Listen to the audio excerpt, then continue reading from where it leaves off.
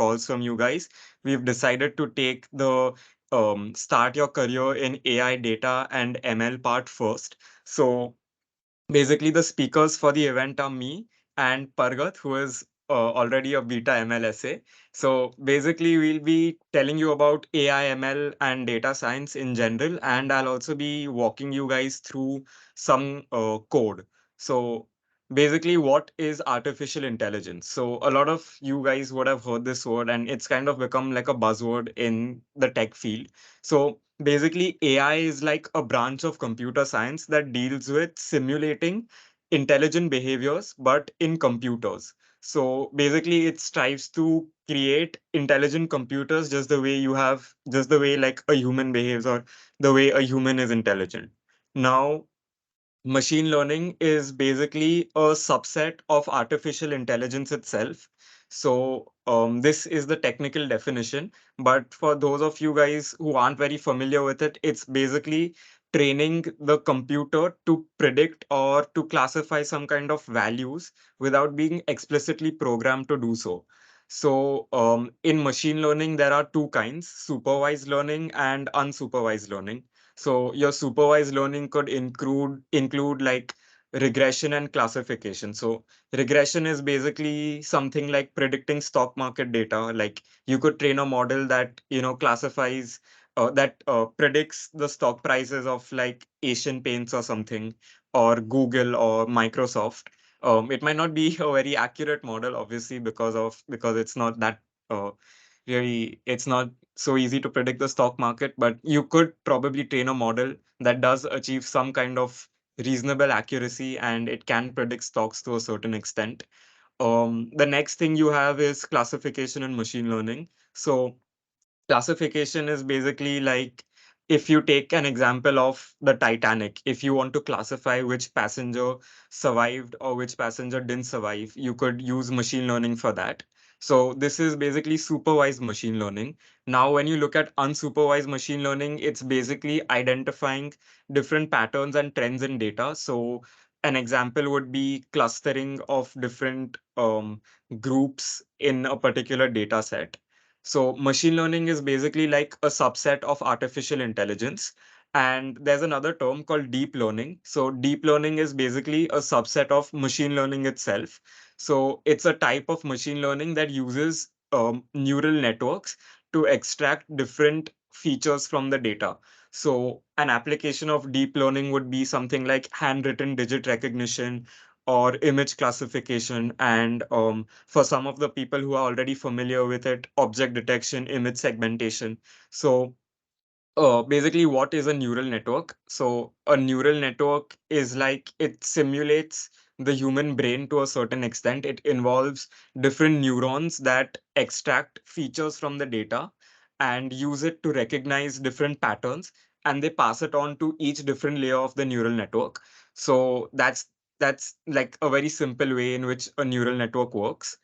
And these are just some of the applications of modern AI. So you have image segmentation. Now, image segmentation can be of two types. You can have like semantic segmentation. So basically, in that, it would, segment all the cars in the image.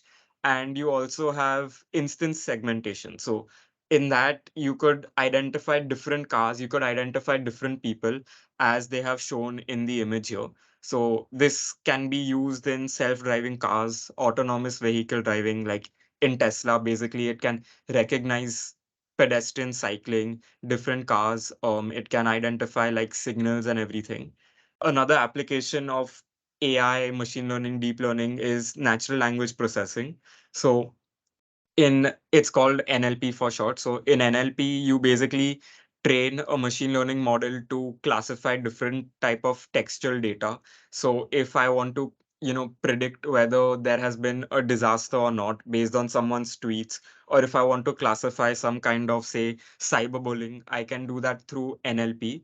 And another very popular use and application of AI is facial recognition. So basically, you could train a neural network to identify different facial features. It can extract that and it can identify a person. So this is mainly used by like police to identify and track different criminals, but you can also use it to like for an automated attendance monitoring system where a student logs into his account and the camera captures his facial features and it just automatically marks his attendance.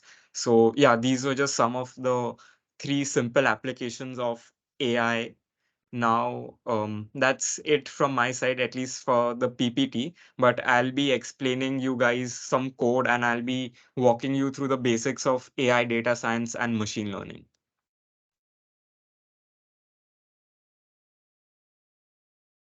So can you guys see my screen? Yeah. Yeah.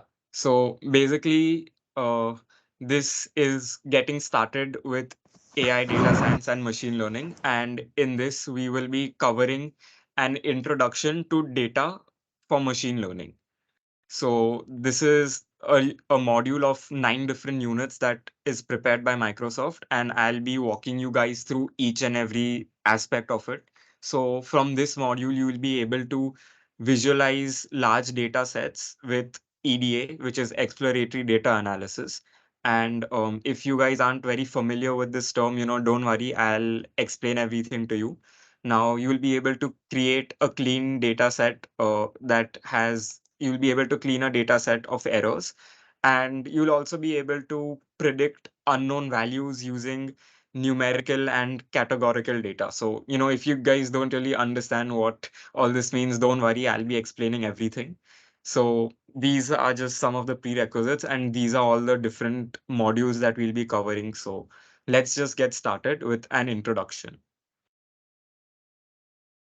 So, basically, this is the scenario that I had explained to you a bit earlier when I was talking about supervised learning. So, one of the applications of machine learning is classification. So the Titanic voyage, it's a very good toy data set for any beginner to get started with machine learning. So, in the Titanic, if you had to classify whether a passenger survived or he didn't survive, how would you do that? So machine learning just makes that very easy for you. So the data set would have, different kinds of features that the model would analyze. So suppose you have like the age of the person, if he's like a very young person, like 18 or below, the chances are that he would have survived because they were given lifeboats for children. If he was a male or female, like that could be used to classify whether a person survived or didn't survive. Then another important feature could be the different places where they were staying on the ship. So, like the different levels. So, if you were staying towards the bottom level of the ship, if your cabin was somewhere where the flooding zone had begun initially, the chances of your survival would be that much lesser. If your cabin was, somewhere higher up on the upper decks of the ship, then the chances that you would have survived the Titanic would be greater. So, that's basically just one application, like one very simple application of machine learning. And in this module, these are the different kinds of things that you will be able to learn. So now when we talk about data, so you have good, bad, and missing data. So when you want to train a machine learning model to make some predictions or classifications, you need to have a very good data set that can help the model extract patterns and give a good, accurate prediction. So when you have a data set, you need a large representative data set that has zero errors and it contains all the key information. So now what do you mean by the term representative? So when you analyze a big data set, there are two terms that you should be familiar with. One is population and the second is sample. So population is basically like your entire data set and sample is like, say, a subset of your data.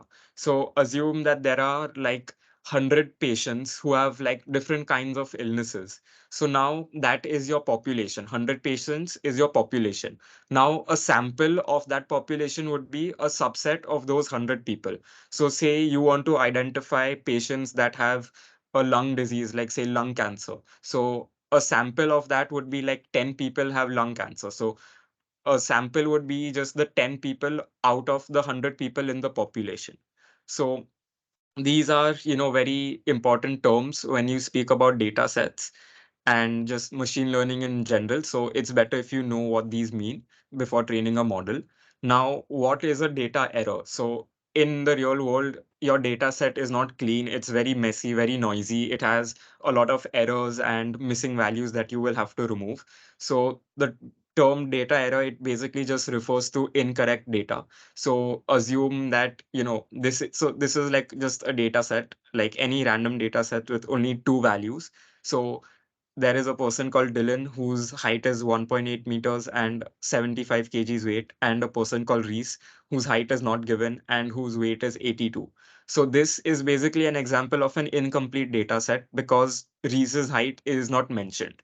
Now, an incorrect data point would be like if the height over here was 100 meters, because obviously it's not possible for someone to be 100 meters tall. So that's an error in your data set. So before you start training a model, one of the important things is that you analyze where the errors are in your data set and you correct the errors or you completely remove them. And in case you have some kind of missing value in your data set, you would generally fill it with the mean of the data set, or you would do some kind of feature engineering which would help you to fill this blank value. So in this case, obviously the mean is there's only one data point, so it might not be possible to fill the value with the mean. But if you have a data set of like 1,000, 10,000, or 100,000 entries, then you could probably use that to fill a missing value. Now, in the next exercise, we'll be visualizing the missing data in the Titanic. So, I've already run this Jupyter notebook because it takes a bit of time to run, and I want you guys to understand what everything is instead of wasting time on running the thing. So basically the exercise is the Titanic data set, and we have to find the missing values and yeah, basically see if we can correct any errors in it. So there is this package called graphing. It basically just helps you to visualize different data.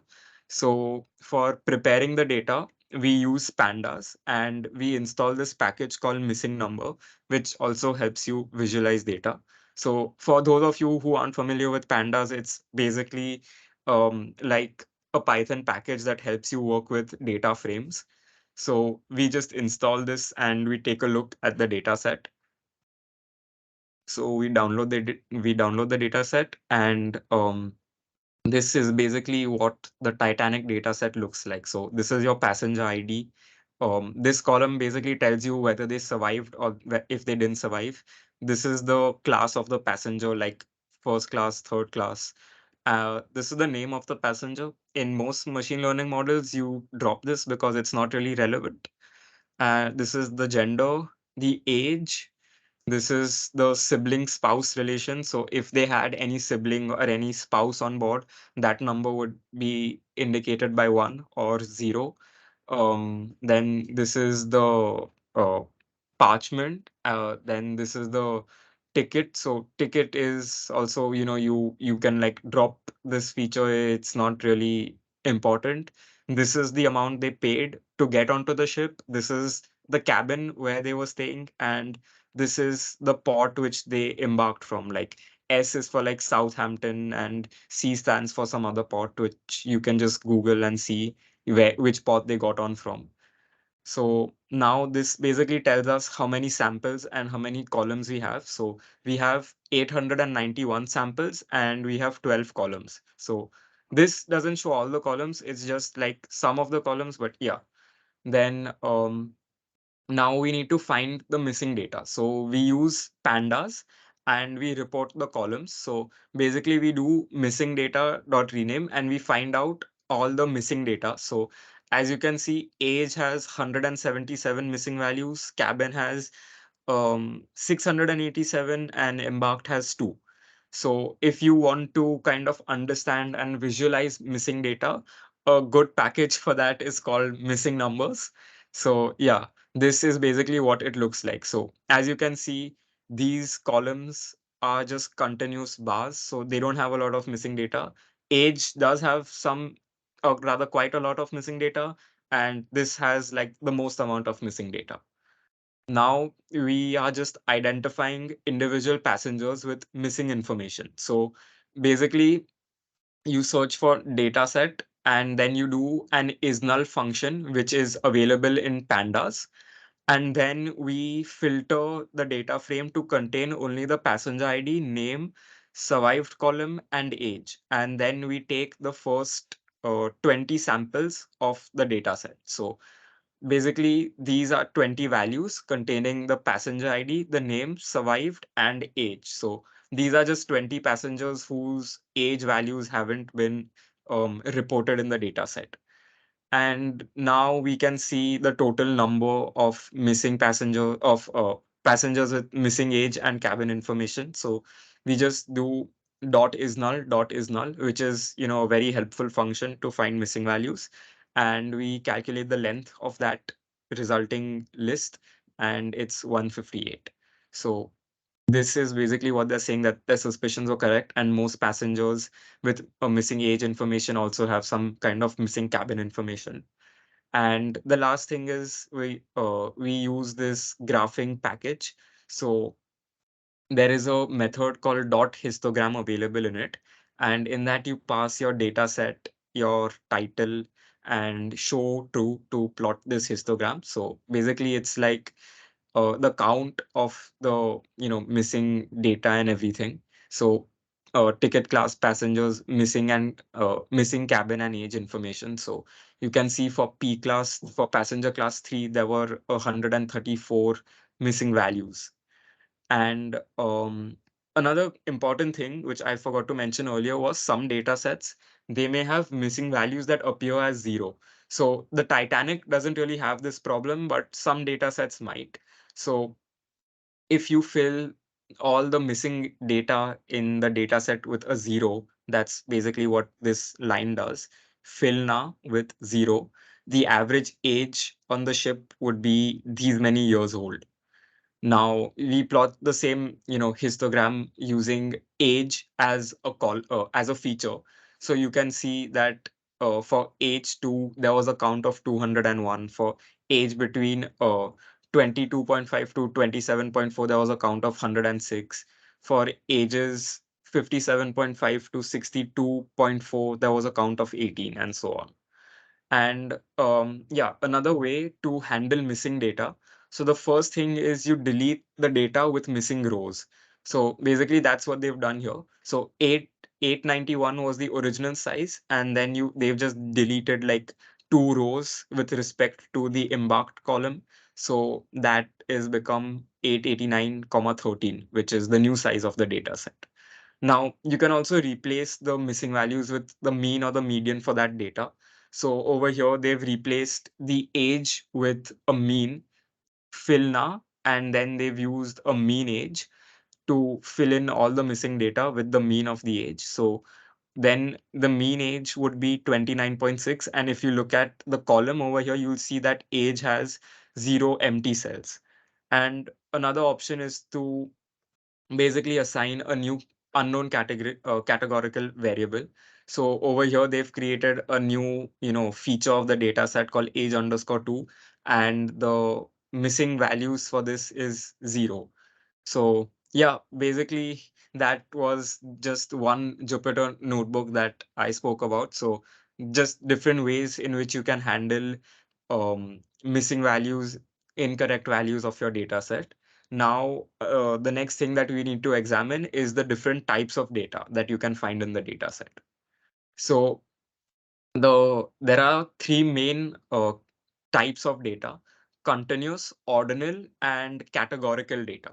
So continuous data basically refers to numerical information. So it could be like 1 millimeter, 1 meter, or anything like a floating point value like 1.001. Categorical data is data like staff, passengers, or like in engineering, you have like first years, second years, third years. That's basically what categorical data is. And ordinal data is also a kind of categorical data, but it has a different ordering. Like you in the army, you have like general, colonel, and just like soldier. So you have in this like significant, medium, and small. So it's just a different way of ordering your data set. And these are like the different data types, like integers, floating point numbers, strings, booleans, which I'm pretty sure if you guys are familiar with Python or like any basic coding language also, you would be able to understand this. And now derived data types. So basically, computers, they can store data in the form of images, 3D models, and stuff. So all this data is basically just a combination or some kind of abstraction of this integers data or floating point data, and you call that as a derived data type. And yeah, so if you feel like your data set has too many different kinds of data, you can, kind of change the data type of it. And Pandas gives you a lot of options through which you can manipulate the data types of your data set. The next thing that we'll be learning about is how to work with data to predict missing values. So again, I've already just run this Jupyter notebook, so it becomes easier for me to explain it to you guys. So we'll be doing some basic EDA, like exploratory data analysis, which is just data visualization.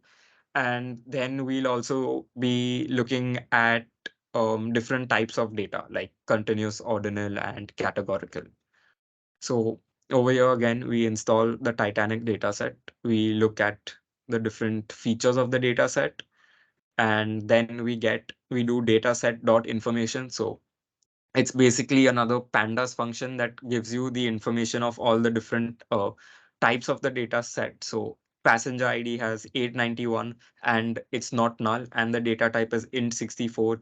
Age has 714, so the remaining are the missing values, and its data type is float64. And yeah, basically you also have like object data type, which is like kind of like a combination or like a string data type. And then you can see like, yeah, different columns like in float object, and then visualizing different data. So you have p class, the number of parents and the sibling and spouses on the ship. So you use the graphing library. So graphing, like you do graphing dot histogram, and then you pass the data set as a feature, and the label is the passenger class or and the survived value of the column. So if you click on this, you can see that uh, P class 1, so passenger class 1, the average survival rate is like 62.9. Then as you keep going as below the classes like P class 1, P class 2, P class 3, you can see that the survival rate of the passengers is decreasing. Again, we use graphing to plot multiple histograms. So you use the passenger class and the average of the survived column, and these are just different histograms that you get.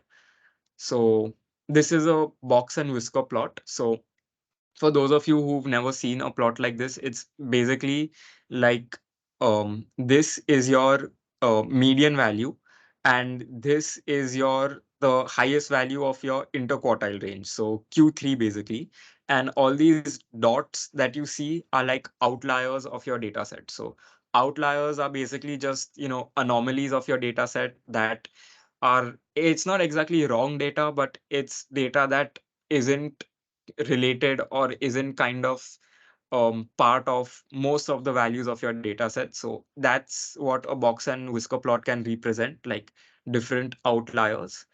And next, we visualize the continuous data in the form of a 2D scatter plot. So this is age versus fare. So fare is basically like the amount that they paid for their ticket. So you can't really find any kind of relation in the data over here. So yeah, you can't really make a lot of predictions from this.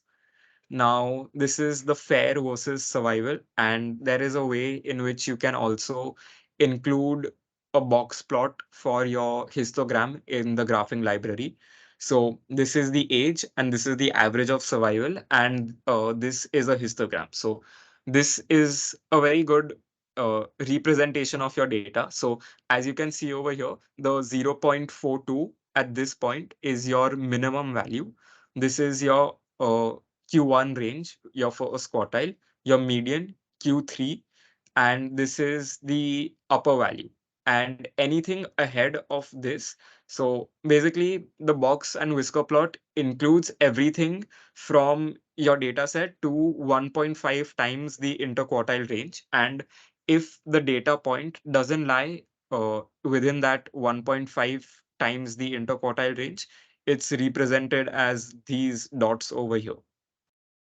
And lastly, you just visualize some more data in the form of a bubble plot.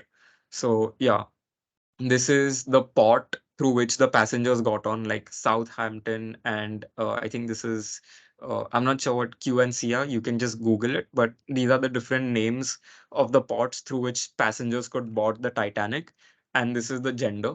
So this is basically just port S, the gender is male, and how many people got on through there. So 441 people got on through the port of Southampton, and the survival rate of them was only 0.17%. So that's relatively low. But yeah, the next thing that we'll be looking at is one hot vectors. So basically, your categorical data is in the Titanic data set, it's in the form of binary values like zeros and ones. But in some cases, if you want to do image classification, you'll have, like, say, in the handwritten digit data set, there are 10 different digits that you can classify. So you would have like categorical data from 0 to 9. So in that case, you would probably use something like one hot encoding. So let's just see what one hot encoding is. So these are the different ports through which the passengers have got on through. So Cherbourg, Queenstown, and Southampton. So basically, if you one hot encode your data, you put a 1, 0, and 0. So say I got on through Cherbourg. So Cherbourg would be indicated as 1, and Queenstown and Southampton would be indicated as 0 and 0. Now, someone who got in at Queenstown, so there would be a 1 over here, and on the other, for the other two ports, it would be a 0. And obviously, for someone who got on at the port of Southampton, you would have a 1 indicating from where he uh, uh, got onto the Titanic, and you would have a 0 and 0 in the other two ports. So one hot encoding, it might help your machine learning model make better predictions, but it might not help it either. So the only way is to, kind of figure out, train different models and test. So generally people don't use one hot encoding because it lowers something called the statistical power, which is basically just like the ability of your model to like make predictions of the survival of people on the Titanic. But yeah, it can in some cases reduce statistical power, but in some cases it can also improve statistical power. That may generally not happen with machine learning. It would probably happen with different deep learning models which have larger parameters and larger sizes. But yeah, in general, one hot encoding can reduce the statistical power of your data set. The next thing that we'll be doing is predicting unknown values using one hot vectors. So this is basically the Titanic data set. And again, we just download the data set like we did in the previous two notebooks. And now the thing is that we'll be training a logistic regression model on this. So basically, logistical regression, it is a machine learning model, like the most basic supervised machine learning model, which uses something called a sigmoid activation function. So if you guys aren't really familiar with sigmoid activation function, it's the formula is something like this. 1 upon 1 plus e raised to minus x. But if you don't know this, don't worry about it, because we won't really be going into the depths of or the intuition of logistic regression. We'll just be training a simple logistic regression classifier for the Titanic data set.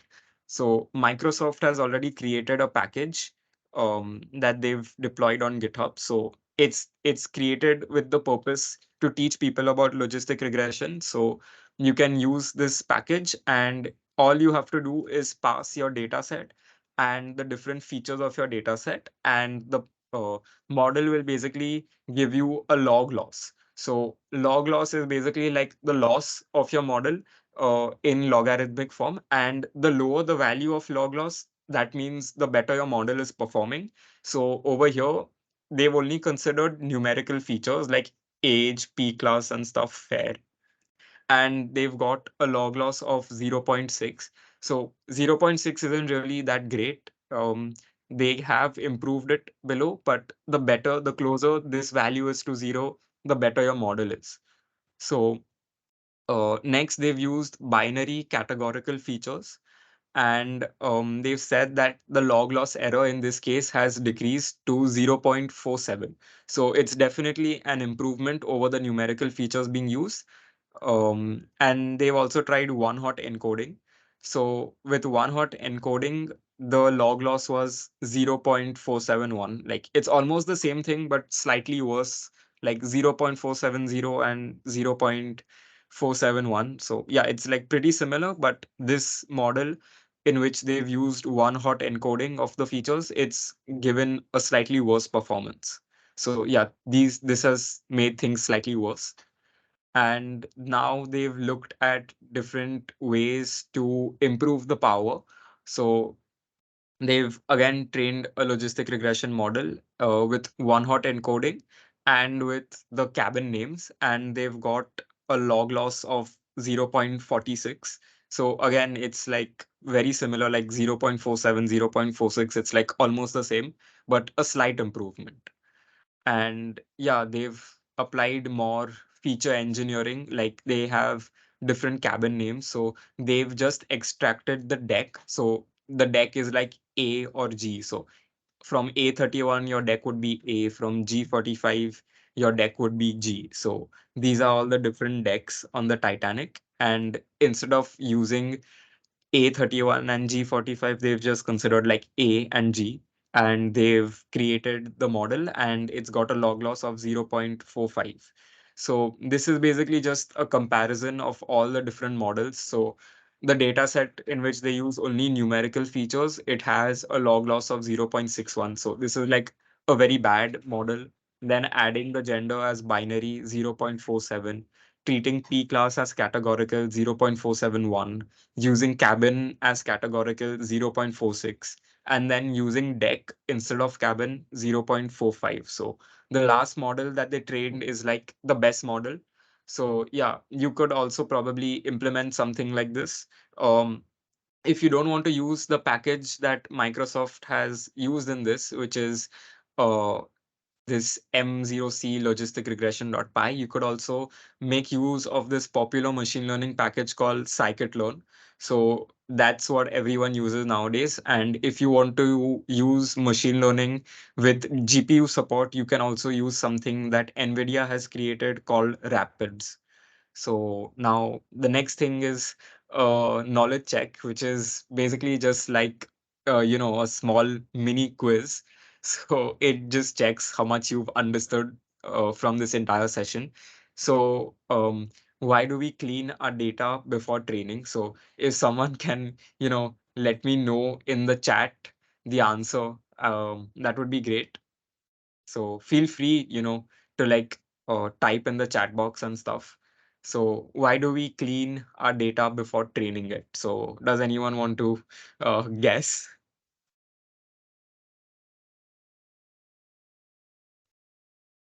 So C is right. Yes, Parkat, thank you. So removing rows that have errors present in the rows, it just helps prevents your model from misclassifying the data. So what kind of data is best encoded with one hot vectors? So ordinal data, no. Categorical data with two possible values, which is basically just a 0 and 1. There is no need to encode it with one hot vector. So even option B is wrong. So obviously the correct answer would be option C. Now, what is a data sample and what is a population? So if you guys recall, I had spoken about this at the start of the program, but yeah. So the first one says a sample is all possible data that we care about. A population is a subset. So this is wrong because actually it's the opposite. Both population and sample refer to data we use to train our model. Not really, because you can train your model on the entire population or you can train it on a sample as well. It just depends on you. So most of the time we train it on a sample, like we split our data set into a training, testing, and validation set. And we train it on that. So we don't really train it on populations. And the third one is a population is all possible data that we care about. Yes. And a sample is a subset of the data which we actually have on hand. Yes, this is correct. And now they have given us a situation. So you have a model that does not perform well. Which of these will definitely not help in improving its performance? So adding additional rows is basically like adding more data to your model, feeding it with more data points. So this would improve your accuracy. Adding a small number of features that you know relate to what the model is trying to predict. This again would improve your accuracy. And adding a large number of features that you know have no relation to what the model is trying to predict. So say I'm trying to predict, whether a person survived or not on the Titanic, and I add a redundant feature like where a person was born or like what his parents' names are. That's kind of, redundant. The machine learning model doesn't really need that to make any kind of predictions. So yeah, this should be correct. So let's see. Yeah, so looks like we got all the answers correct. And yeah, so basically this is just a quick recap about the things that we've covered. Like we've spoken about continuous categorical and ordinal data. And also when you are training a machine learning model, you would need a data set that contains relevant information that is complete and it's a representative of the population. So out of all these points, point number three is like the most important.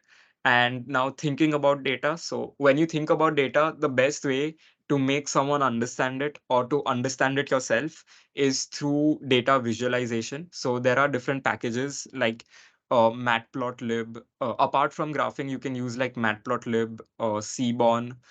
Even some scikit-learn functions provide data visualization. Yeah, you could also use this package called PyWaffle if anyone has heard of that. And if you're working with like geographical data, you could use a data visualization package called Folium. So yeah, that's basically it, at least when it comes to data for machine learning.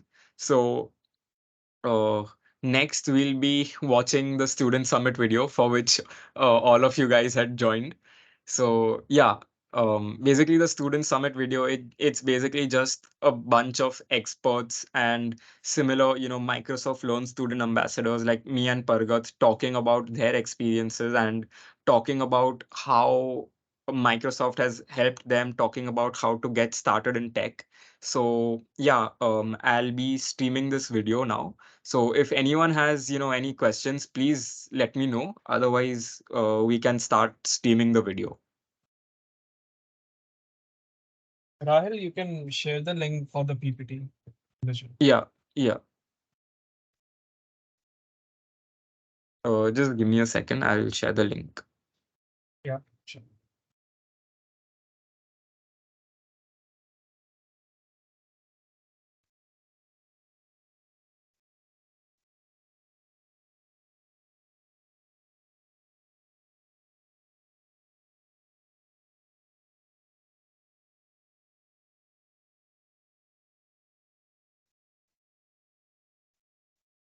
Just a second, guys.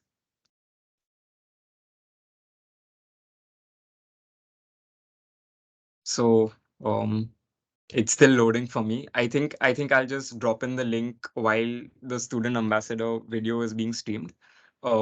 Anyway, without further ado, let's just get started with the student ambassador watch party.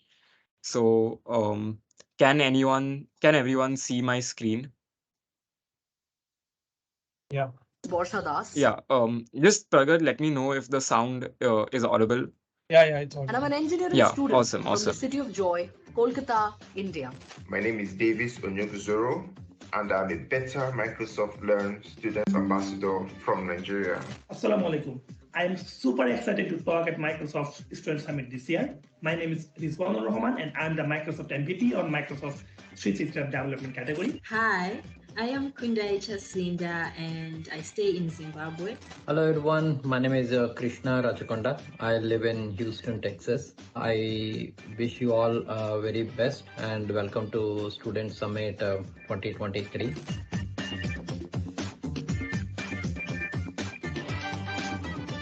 My magical moment is when I share new technology with my clients and they get as excited about it as I do. My magical moment is when I joined Microsoft Tech Club in my high school and saw my peers learning and innovating together. I am very excited to connect with students in my community, to learn from them and to help them to learn new technologies. I am part of the Student Summit to inspire young professionals to become community stars. The knowledge that's provided and the interest that comes from the new technologists that attend is very inspiring to me. I'm looking forward for this year's Microsoft Student Summit to connect with other students who share the same goals as me. I'm so excited about the Student Summit and the things that you all are going to learn and the connections that you're going to make. Together, let's create a positive impact and be a force for good. Thank you.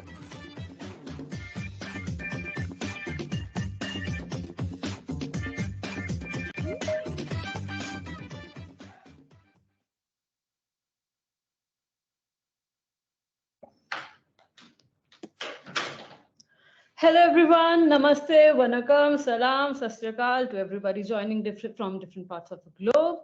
Welcome to Microsoft Summit 2023.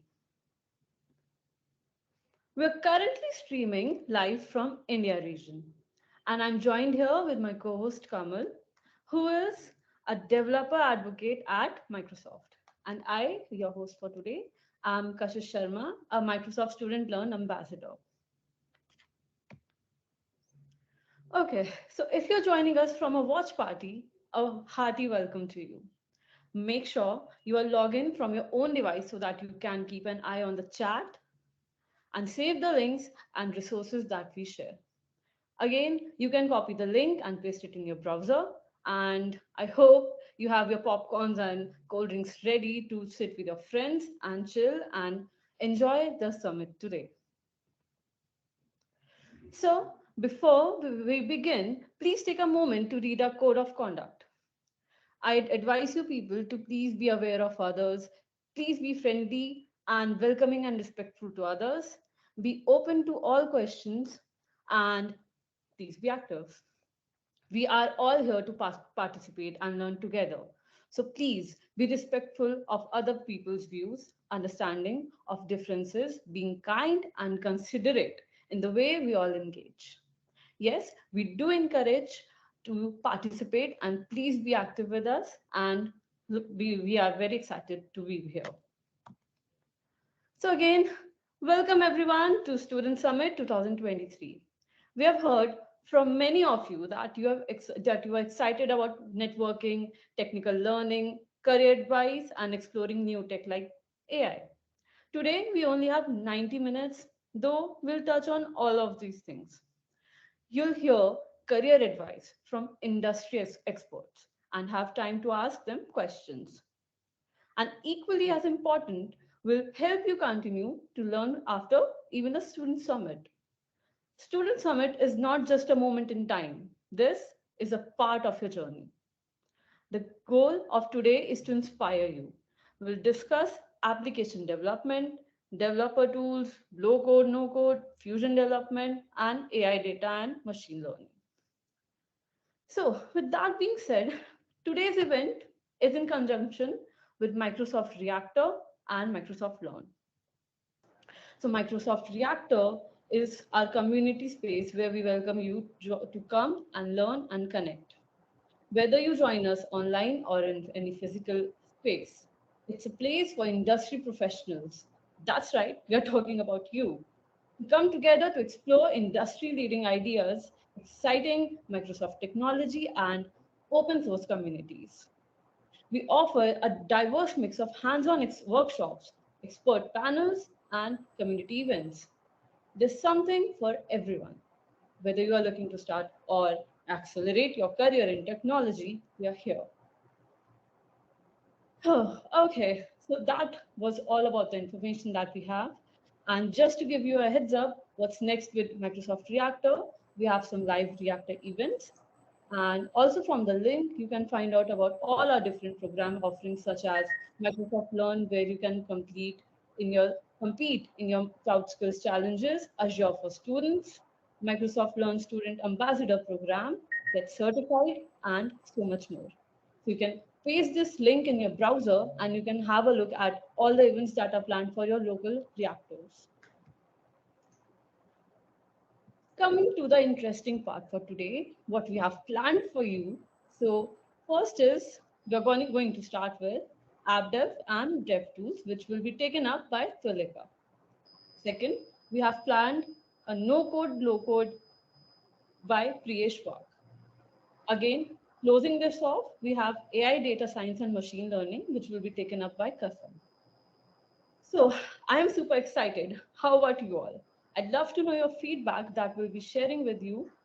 So what you guys can do right now is scan the QR that is on the screen right now, post up your questions, and we'll be taking that in the last of the event. So we're super excited to take your questions. So take a moment, take a screenshot of this event or of the slide, or just take a picture and scan the QR, or you can just paste the code provided here, and let's get going with the questions. Let's start off with our first speaker for the summit, which is Tulika Chaudhary, who is a senior product manager at Microsoft. So over to you, Tulika.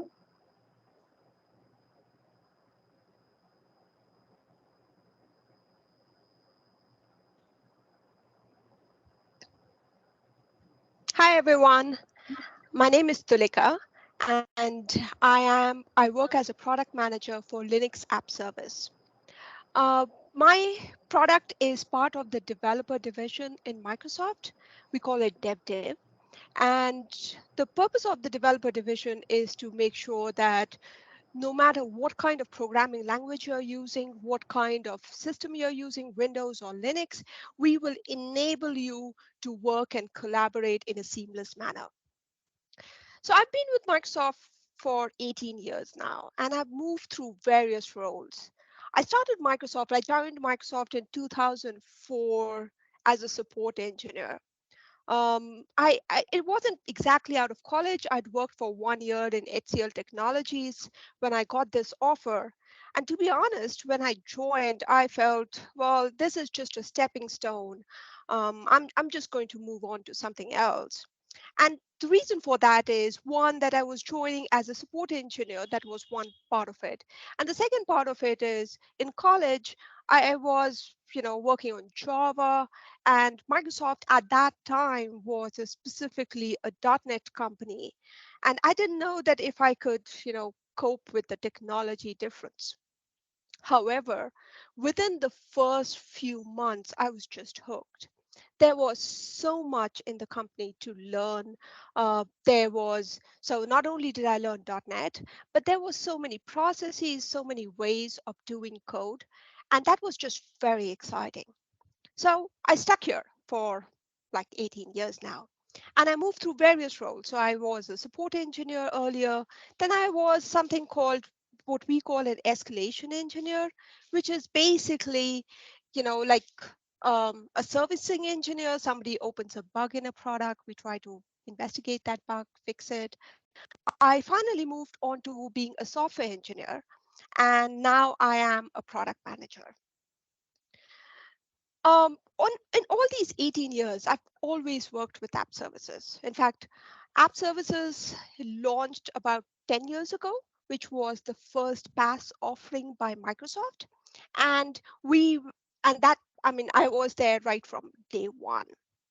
When we launched app services, the idea was that we would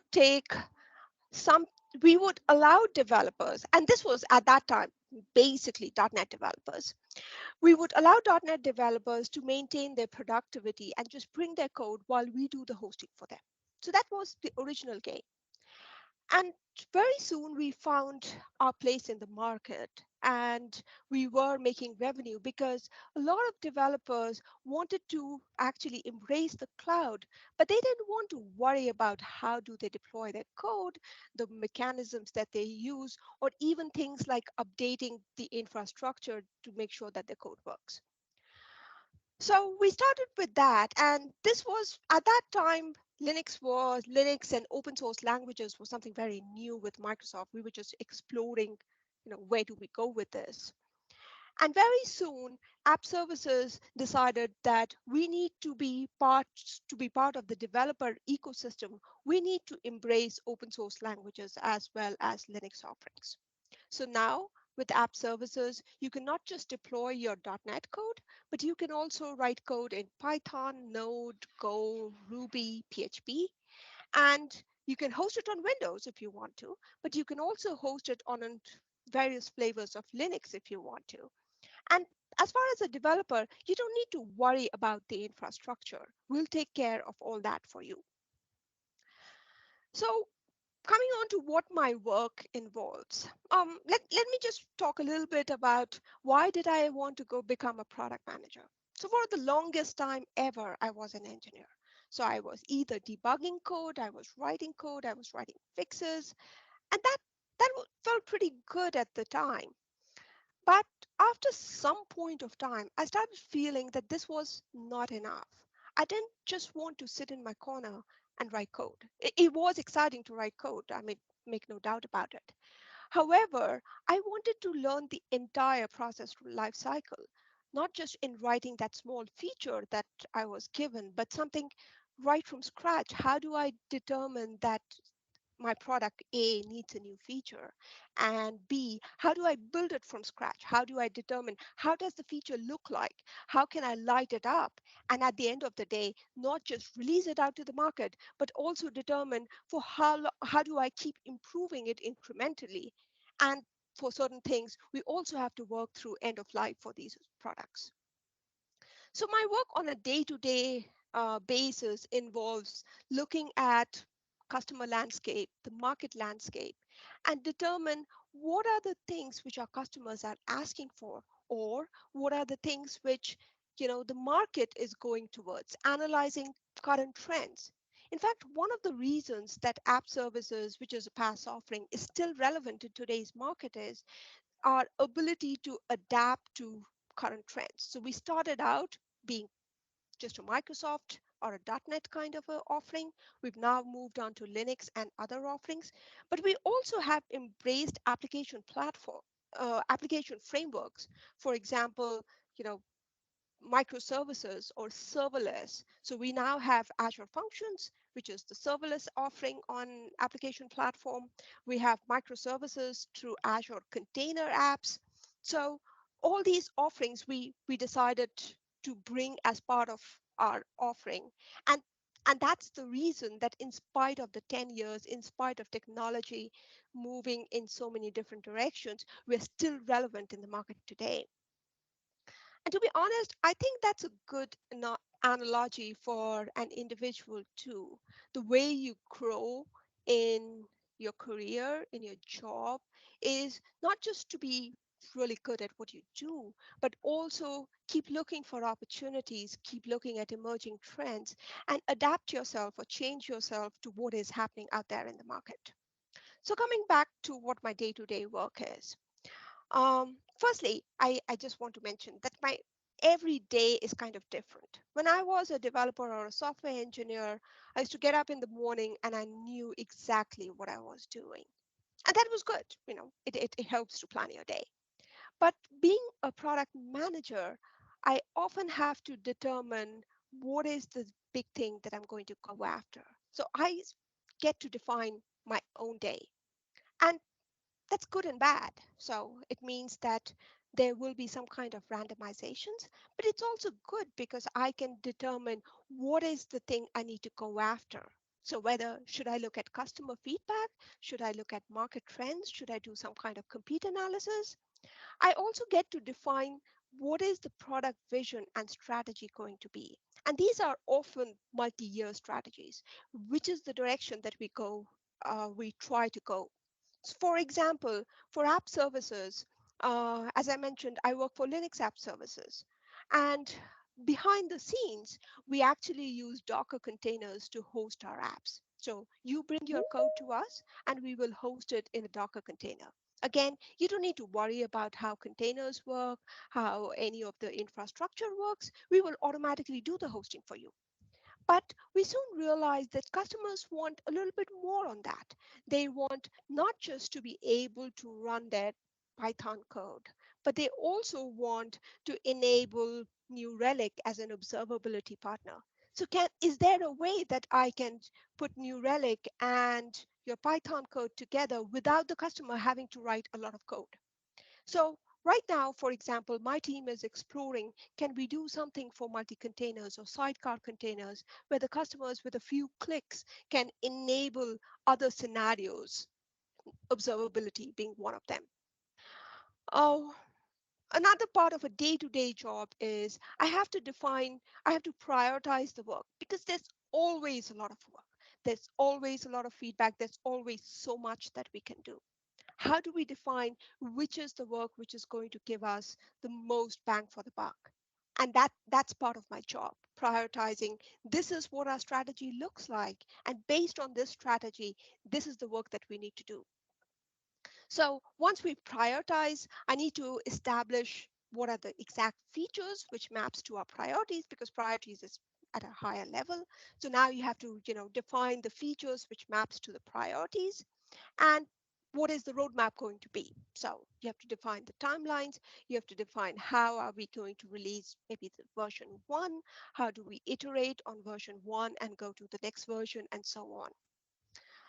Another part of my job is, and this is the part I really enjoy doing, is product advocacy, which is working with our marketing team, but also working with things like the Microsoft Reactor, going and reaching out to the community in general, talking about some of the offerings, because that's the best way to get feedback, to have people try it out and then tell us what they feel, and it allows us to course correct as we go about it. And then, of course, we have to manage all the stages of the product lifecycle. So right from the time something lights up on the portal to the time we decide, okay, this is no longer answering our purpose and we need to now phase it out. And most days, well, every job has good and bad days, but most days I'm really excited to go and work because I can actually see the whole service coming together as one. Because I understand it from the business angle of it, I can also now relate why are we doing this and where is the product going in the future. I mean, there's something that we say always, software is a team sport, which means that it is in my role, I get to see all our various team members come together, not just engineering, not just the developers, but the marketing team, the designer team, everything coming together and releasing a service. And that's great to have. So as I said, I work on a PaaS offering. Right now, even though, and I'm sure you're hearing about all these buzzwords that we have, in the world. There's microservices, there's cloud native, everything probably needs to be on Kubernetes. And so how do we stay relevant?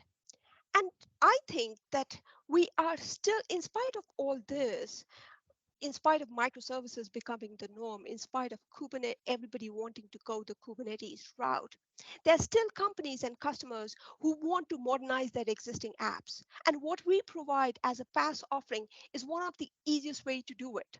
So the easiest way where you can get your application from your on-premise onto your cloud, PaaS is probably the best option to you. So we have, there are two kinds of organizations in this world. One is the ones who are existing organizations who are trying to modernize.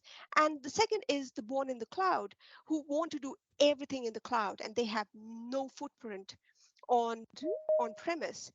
But the good thing about app services is, and a good thing about PaaS is that we have offerings for both kind of customers. The ones who just like a little bit of control, but just want the entire productivity. But we also have things like container apps where you want to control everything that you're going to deploy and just want to do right from the start everything in Kubernetes. So I think that even as we go forward, PaaS will continue to stay relevant because we would have developers who would perhaps have some part of the application which they want to keep on a PaaS offering and not worry too much about the infrastructure, while they might have other parts of their infrastructure which might be cloud native and can go directly to Kubernetes or any of our Docker offering. So that's my spiel about my career story. I'm happy to take any questions. Thank you, Tulika. That was an awesome session, and definitely everybody would have got an insight. Like having a 2 year, 2 decades of experience in the product engineering line. So I just have a quick question. So we do have a couple of questions, but just to ask, you've been in different kind of roles, like from product support, handling escalation. So I'm sure every day is different, and you've also discussed about it. Like, did you have any magic moments where either it could have been like a product going live or some kind of customer excitement or some releases or something? So would you like to share some thoughts, or how did your day go, or some magic moments that you'd love to share with the audience? Sure. So a couple of things, and magic moments keeps changing as you move in your career. So when I was in the support team, it didn't happen always, but sometimes your customers would come and say, you know what, you gave me this solution and this saved my job. And that makes you feel, that gives you that warm, fuzzy feeling inside that, okay, whatever I'm doing and all the hours I spent is somehow worth it. So that was in the support time. Um, when I joined engineering, the first time my feature lit up in the Azure portal, so Azure portal is portal.azure.com, which is used by customers all over the world. The first time, and it was a very small feature. It was, just some logging that we had to. But the first time that lit up in the portal was this great aha moment that, you feel like you've arrived and you've got your feature up in the product. Definitely. I think everybody has a magic moment. So I'm glad that you kind of discussed, and people would kind of understand that it's not about just a particular day. It's like every moment, every day you enjoy is a magic moment. And yeah, and Kashish, you have any questions? But before that, I see a lot of questions in the chat asking, do we have the Microsoft Services Azure free for student? Yes, it is free for student. You can access the Azure services, including $100 and a free Azure credit with 25 plus free Azure services. So the links would be added in the comments so you can check it out. And definitely there are services available for students where you can kind of claim it. Yeah, Kashish, do you have any other questions for Tulika? Uh, Tulika, Kashish, I think you're on mute. Am I audible now? Yes, go ahead. Okay, so actually I was blown away by the Tulika's presentation. So I have like a question for you. So what does a typical day in your life look like as a developer? So like what tools are you using, and how do you go about building and discovering products or solutions? So when I was working as a software engineer, when I was actually doing development, the main tool that I was using was Visual Studio. Inside Microsoft, we use our DevOps sprint boards, and that defines what is our work. So Microsoft works in terms of semesters. So every 6 months we have a semester, and the semester defines the broad items that we are going to work for the next 6 months. So that's part of the planning. That's the semester planning. Once the semester has been planned and the broad items have been defined, it's the work of the product manager, for example, to determine that how do we break down the broad items into smaller work items which now can be consumed or worked on by developers. So once that is done, classify it into a work item, and we use the DevOps thing and we start working on it. Since we are I work on Linux app services, a lot of my work involves working on Ubuntu with Docker, and we right now have very good integration with VS Code and Docker, which means that on a Windows system, I can actually use an Ubuntu simulator and run my Docker containers just like I would on a Linux machine. So those are some of the common things that I do as a developer. As a product manager, it becomes a little different. A lot of our work is focused on finding out what the customer feedback is, but we are also, so on the one hand we are product advocates where we try to popularize our features, but we are also sometimes our own product testers, which means that we use our own products to a great extent to determine what are the things which we can improve either in the UI or in the product itself. So that's another thing that I do on a daily basis. Just familiarize myself with the product itself so that I can determine how we can make things better. Power BI is another thing that we regularly rely on because that allows us to do trend analysis. It allows us to find what are the features that our customers are using. So we get a lot of data. We collect a lot of data from the Azure portal, from various customer listening posts. How do we analyze that data and have manageable graphs? So Power BI is extremely helpful for that, and that's another thing that we use quite frequently. Okay, brilliant. So, right now we have a pre-recorded reel for you people. Did you know you can create and deploy your own website for free? Even if you're new to HTML and CSS, you can go from idea to code to live site in minutes using VS Code, Copilot, and Azure. Abriel, I have my GitHub and Azure accounts, and you know I love coffee. Where do we start? So this is our HTML file, and here is also our CSS file, and here is how it actually looks like right now. So what we are going to do is to ask Copilot to help us to include Bootstrap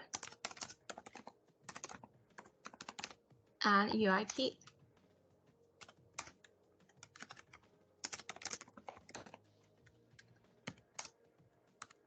I'll return and ask Copilot with more help and other things.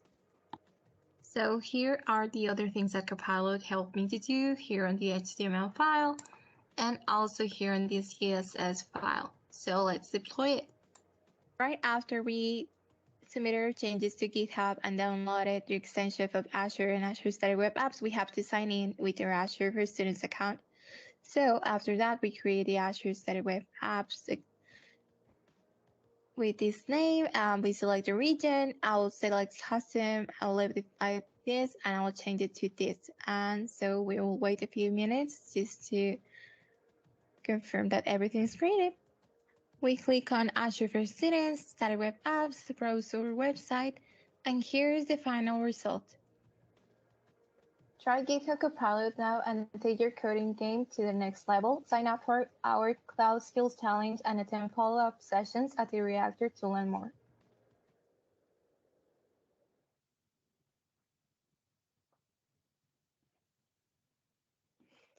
Okay, so that was some good insights on the development that we are doing in tech.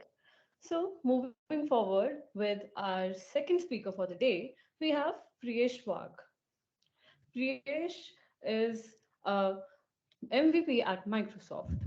Let's listen to his story. Over to you, Priyesh. Yes. Thank you, Kashish.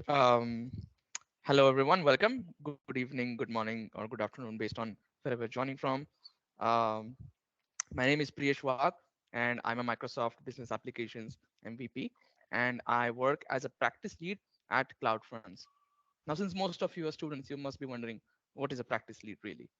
So I'll of course walk through my journey of how I started off and what I'm doing today, and also I'll talk about how my career has gone from joining first time at a job as a fresher to managing projects and team, client expectations and everything as of today over the course of 9 years. And I'll also talk about what my work has been how it evolved differently each year, and how it changed. And of course, I'll also talk about why I love my role and what we do at CloudFronts, right?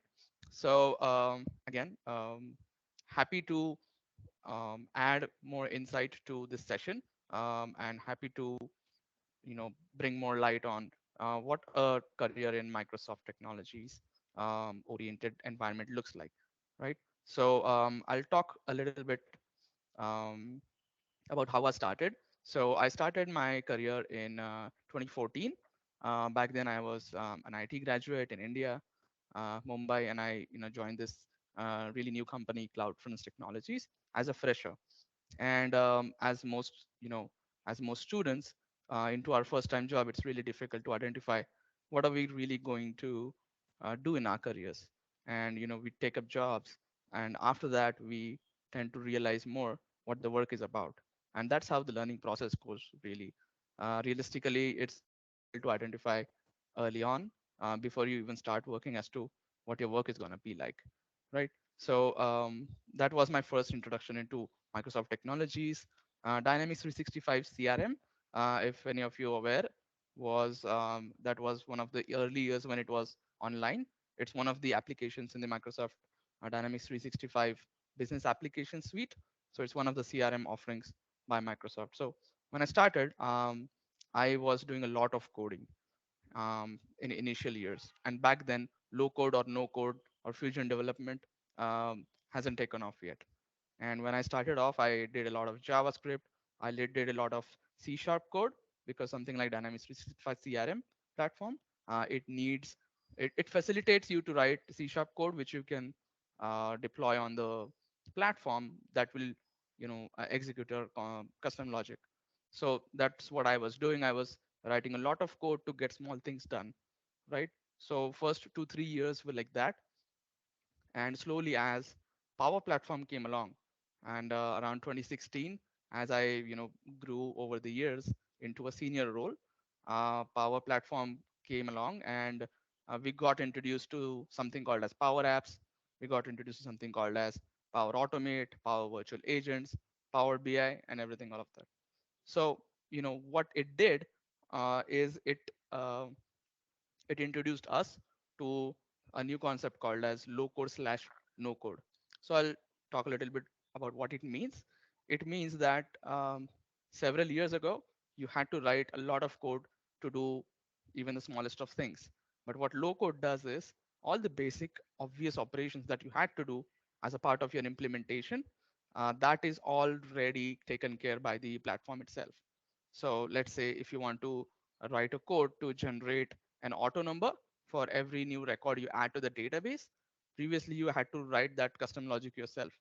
But with low code, all that is now transformed into consumable pieces on the UI. And just like you make a slide deck or a PowerPoint presentation, you can design your flow to do all those operations. So all the mathematical operations, the conditional logics, all that is now embedded into consumable drag and drop style of building. So even someone like a citizen developer, so people who are not necessarily tech savvy or too much code based or code oriented, even they could learn this with some coding knowledge or some understanding of how code usually works, or how to put syntax to work.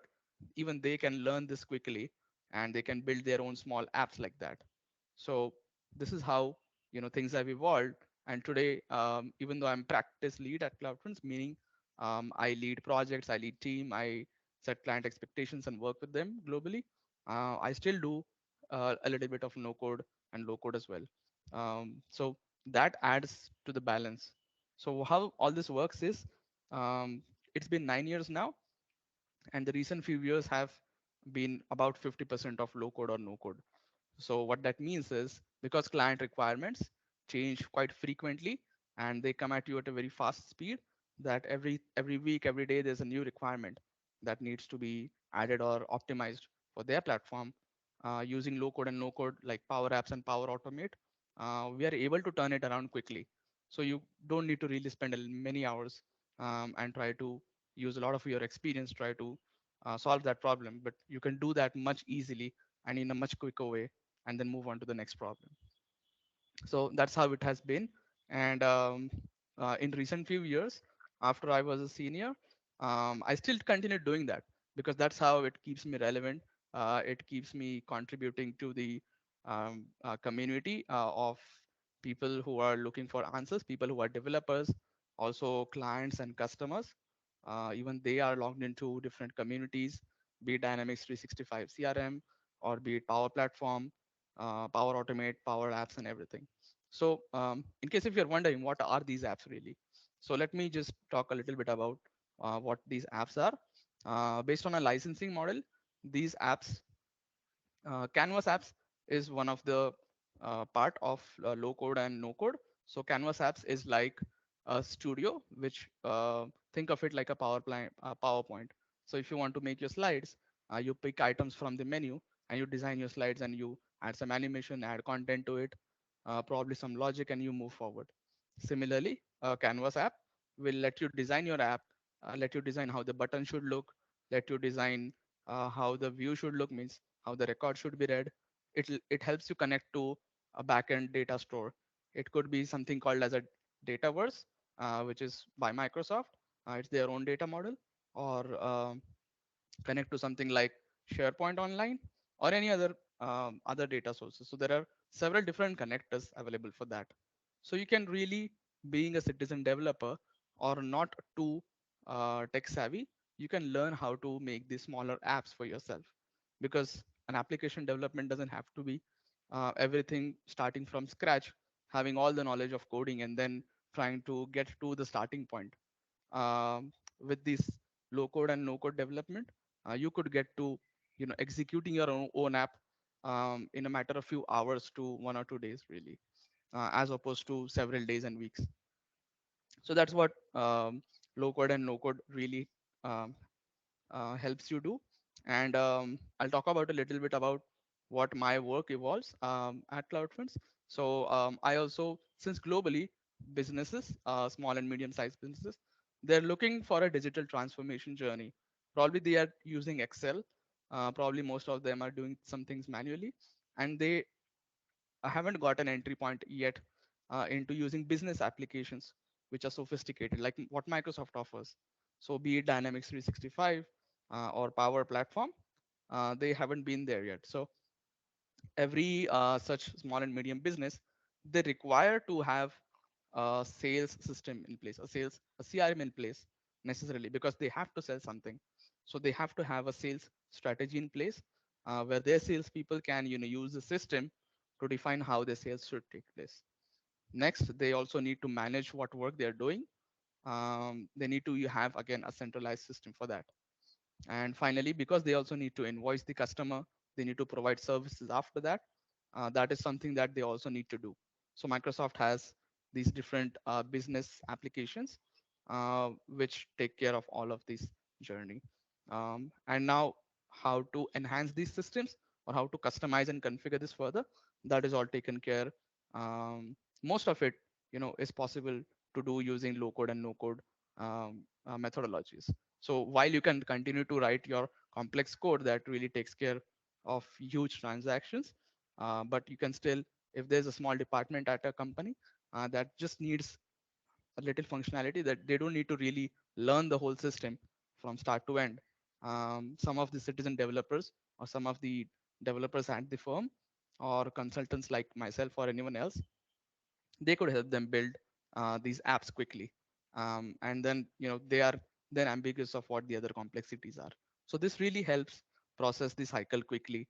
You're able to provide solutions at a much faster pace, and solutions and industries or companies see success really early on, instead of have to go through a traditional software development cycle and wait several months before they could see actually their work uh, passing through all these systems. So my work involves, you know, um, in the pre-sales activities of, how to talk to customers, understanding their problem statements, what part of Microsoft applications is suitable for them, right? Because always the right question to ask is, why do you at all need these systems? So it has to be necessarily narrowed down to exactly what they need. because Canvas apps and Power Apps, you can start off with very little. It helps customer get onboarded quickly. Then I architect within different projects as well, as I also have a team working with me, which are much younger, and they do all the coding and all the hard work behind the scenes. I also need to ensure that whatever I learned through the years, I have to pass it on. So I also architect in these projects and then contribute to as many projects as I can. Then I lead projects because we have to talk to clients. My role also involves in having discussions, setting expectations, seeing if things are going on track or not, and general stuff like that. Then I also mentor team members. I usually also talk about how I handle certain situations, how I found answers, how the community has been helpful whenever I didn't knew something, or whenever it was too late in the night to ask someone in the community, ask a friend of what the problem is. Microsoft communities are really um, come together globally, and they answer your questions, be it Power Platform or Dynamics 365, either way. And I also work with the team to see what's latest and greatest today, how things are different from what last year it was, how things are different today, what our roadmap looks like, uh, what technology stack should we advocate for, how to pitch that, and all of that. So it helps all of us learn from each other. There's so much to learn from every single individual in your team that it's never going to stop. It's not going to end. So that's how my work that's what my work is about. And the reason I love what I do is because you're probably at an environment which is flexible enough to let you think creatively without having any boundaries, and try to come up with creative solutions. Every solution for a customer doesn't really have to be super complex and boring. You can come up with innovative ideas, add that to the list, develop quickly, put it up on the system live, and let customer share live feedback while discussing other things. So this flexibility is really nice. It doesn't let you sit at one place throughout the day just coding. That would really be boring. So the flexibility is key. That is what's the fun aspect of it. And there are different areas in Dynamics 365 business applications. So I validate what I do. I ask my team members what's better way to do it. I get to learn that as well. The same thing we discuss with customers as well. So this flexibility really gets keeps me busy all the time, and being busy is a nice thing today. So that's why I love what I'm doing. Plus, you have exposure to the global customers or people in the community globally, whom over the years have gone to known from just being community members to some people or acquaintances or friends that we've known quite closely. So that's why I love my role. And finally, we are 100% Microsoft Cloud focused. So there are some of the complex server things which used to happen back in the day. I still am not much aware of that because thankfully Microsoft has come up with everything that's on the cloud. Everything Microsoft takes care of all these systems. We really have to worry about just solutionizing problems for the customers and then deploying to them. The infrastructure part is something that I wouldn't really worry about because we are 100% on Microsoft Cloud. So that was entirely my journey. And to summarize in a few words again, it's being not knowing much to really growing year on year and trying to experience something new. So it's never going to be the same. Even in the future, it's always going to be something latest and greatest always. Now, because low code and no code, it's evolving. I think the future looks like your core code or your deep technical skills are always going to be relevant, but having low code and no code in place, it's going to make things much easy for you to do, at least for the much early on aspects in your implementation. So it's always going to be a combination of low code, no code, plus your complex system, which are more robust as well. So I hope I was able to shed some light on how low code, no code, or what this fusion development thing is all about. It's being widely practiced now, and it's gonna keep growing as ever. So I hope this was useful. Thanks, Priyesh. That was an awesome session and a great insight about this low code and no code. I think everybody Thanks, in Kamal. this generation would love to give a touch on Absolutely. it. Absolutely. But just curious out of curiosity, the reason is I've been in this industry for a decade and I've been doing from the scratch where I literally started with the coding, the scaffolding part, the Right. arranging, a lot of things we have done manually. But now, if you Yes. think everything is like drag and drop kind of things, right? So, do Yes. you think it will kind of completely replace coding? It won't. In my opinion, it really won't, because low code, no code is supposed to make the obvious things easier. Mm-hmm. It's not really supposed to replace uh, what you want to do. It it doesn't mean that it's limited. It also doesn't mean that it has its restrictions, but it depends on what kind of control you still want to have. So low code and no code, because most requirements today are fast paced, they change at a rapid pace. In a matter of weeks, clients would ask you to deploy something for them. That's probably gonna run for a shorter time. No code, low code really brings down that implementation time from several days to few hours or 1 or 2 days. That also affects the cost, because even for the customers around the world globally, it's more cost effective. um, so yeah, it's always going to be a blend. It's not going to really replace coding, at least for a good foreseeable future. Okay. So personally, what's your take on it? As a student who's learning into coding, who's starting his career, should they get their hands really dirty, come in that path, or is it like directly jump into these low code, no code, and kind of leverage this functionalities? What do you think about it? Your personal opinion or take on it? Yes, absolutely. So my personal opinion is, coding is interesting. I know it might be overwhelming initially, that, oh, I have to look into a lot of lines. I don't know where this error is from, or I don't know where to click next. It might be overwhelming, but trust me, every journey, the first 20% is where it always feels difficult to get by. Even in low code, no code, you might feel, Mhm. though it's just clicking, but do I need to really, why is it so difficult? So what my personal opinion on this is, um, learn coding really deep, because once your fundamentals are all set, even coding is a breeze for you, and even low code, no code is a breeze for you.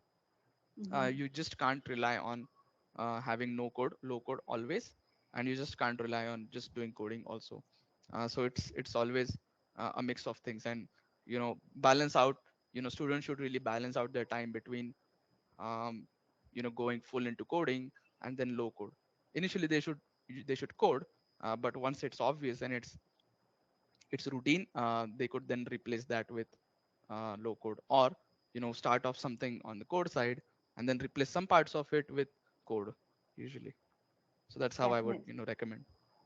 Definitely, that's a good suggestion, Priyesh, because I don't want the coders to directly jump and make their life easy. I know they have to concentrate on the functionality part or the technical aspects, but there are certain things we need to get things straight in the beginning itself. Yes. And just to pause you there, we have a lot of Yep. questions coming. But Nice. this is for the audience. I think there is the question kind of posed which says, what was your Yes. biggest takeaway from this career story about low code, no code fusion development? Please poll in your answers on Menti. We will have these answers read out in a couple of minutes. So I would suggest the audience to ask any questions or poll in your answers here. So you have the link with the code, which you can see it on the screen. So we're looking forward for all these answers.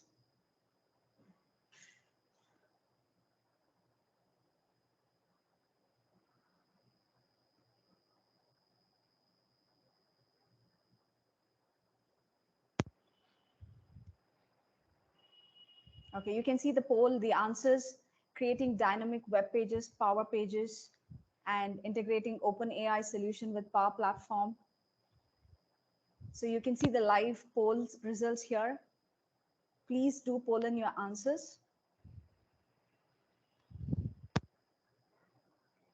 Or if you're kind of not unable to go ahead with this poll, please tell us in the chat so that we can read out your comments and understand what is your opinion or take on this. Oh, I see a lot of people creating dynamic web pages, power pages.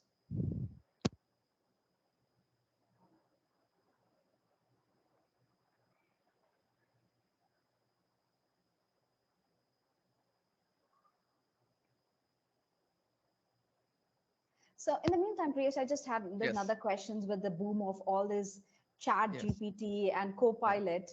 Where do you see the tech industries kind of going, particularly with these Yeah. respect? Yes, I think that's a great question. Everyone is talking about ChatGPT today. I see people quickly hopping on to using ChatGPT, which was traditionally just Googling things. How I see this is, of course, it's gonna evolve, uh, and it is still evolving. It's still very early, really, and it's I think few people still are yet to realize that it's not always true, right? Because even ChatGPT says that it's gonna keep improving because it is generative AI. How I would still advocate using ChatGPT is to validate what you know already, validate what you learned quickly, and not just take the first attempt at ChatGPT and take that answer as truth, probably. So how I still use today is because I've because ChatGPT is so new, we are all used to doing traditional information hunting and implementing that. So how I use ChatGPT today is I revalidate things that whatever I've gotten, is that the same thing as well. So it also gives me an insight of how ChatGPT really works, how to use it effectively. I would still use it as a tool to validate what I found, Definitely. and it's gonna get better in months and years to come. And time will tell. We've seen ChatGPT 4 recently, GPT-4 recently released, and that's way more powerful. So can't really imagine what's gonna come. Okay. Thanks, Priyesh. That was a good take and a good insight on your keeping your experience with low code and how students or professionals can invest their time very efficiently and cautiously. Thank you so much, Priyesh. And definitely we can see the poll results.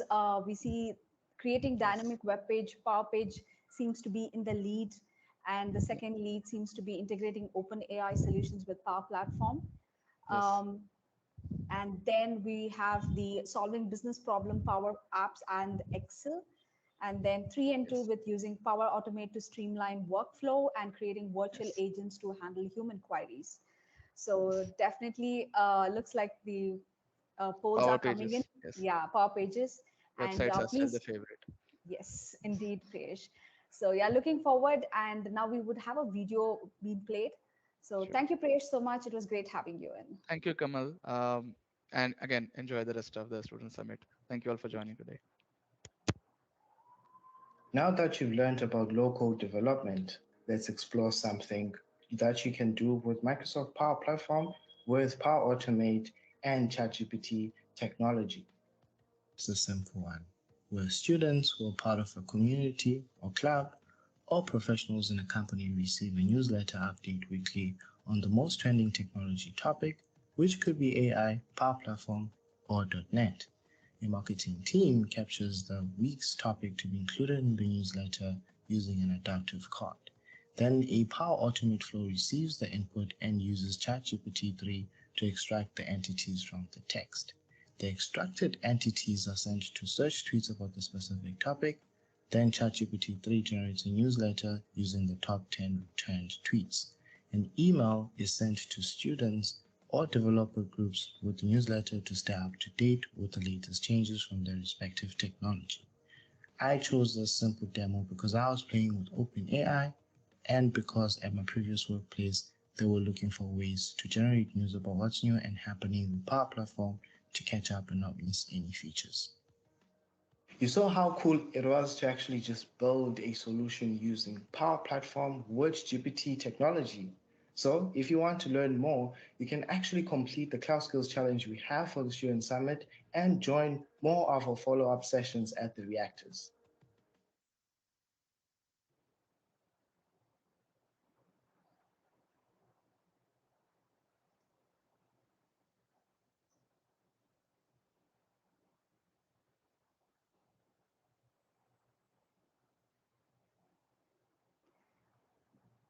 Okay, so all right. After all the two speakers, we have another speaker lined up for you, which is Kasam Sheikh, who is also a MVP at Microsoft. We'd like to hear your career story. Over to you, Kasam.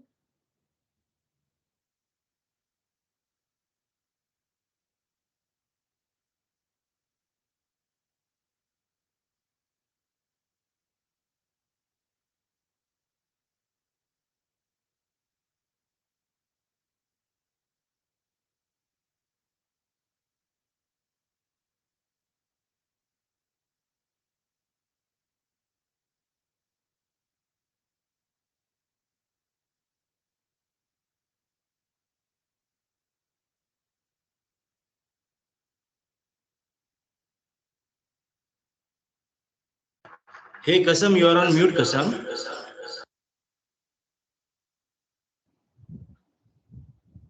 Am I audible now? Yes, you're audible now. Yeah. Okay. Thank you.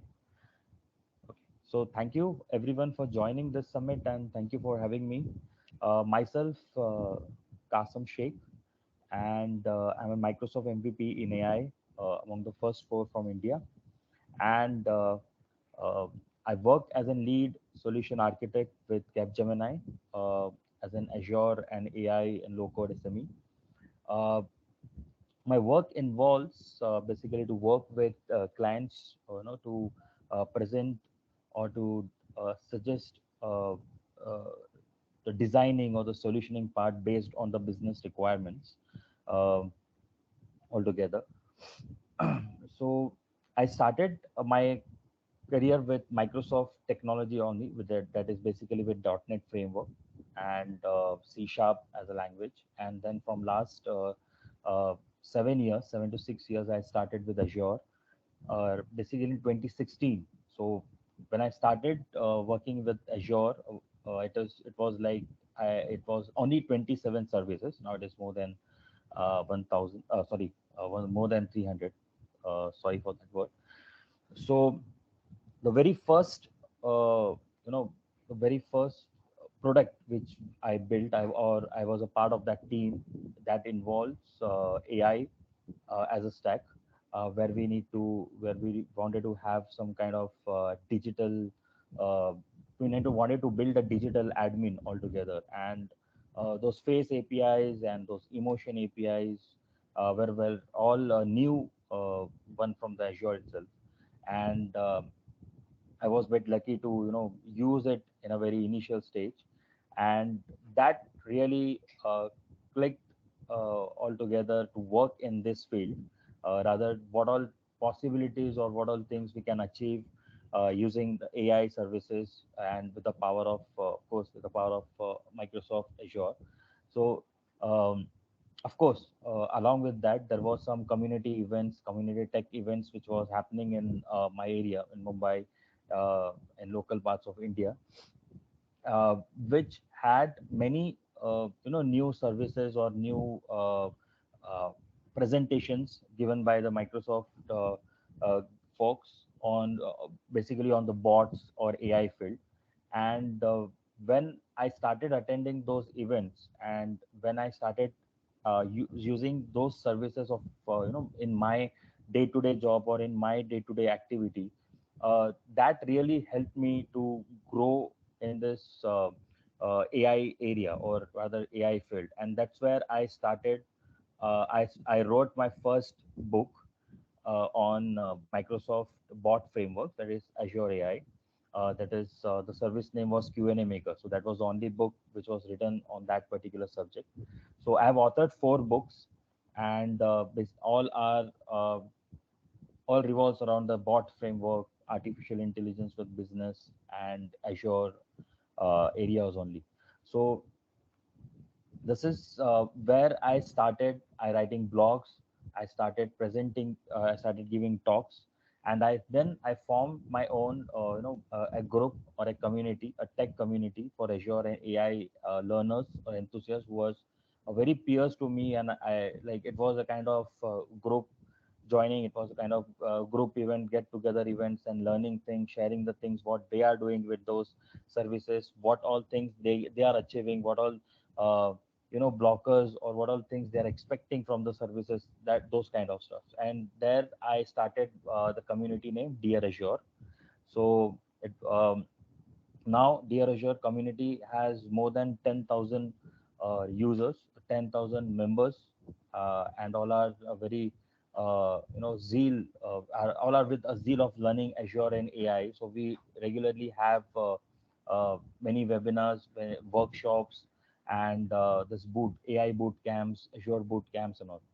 So coming back to what I'm doing as a part of being in Capgemini.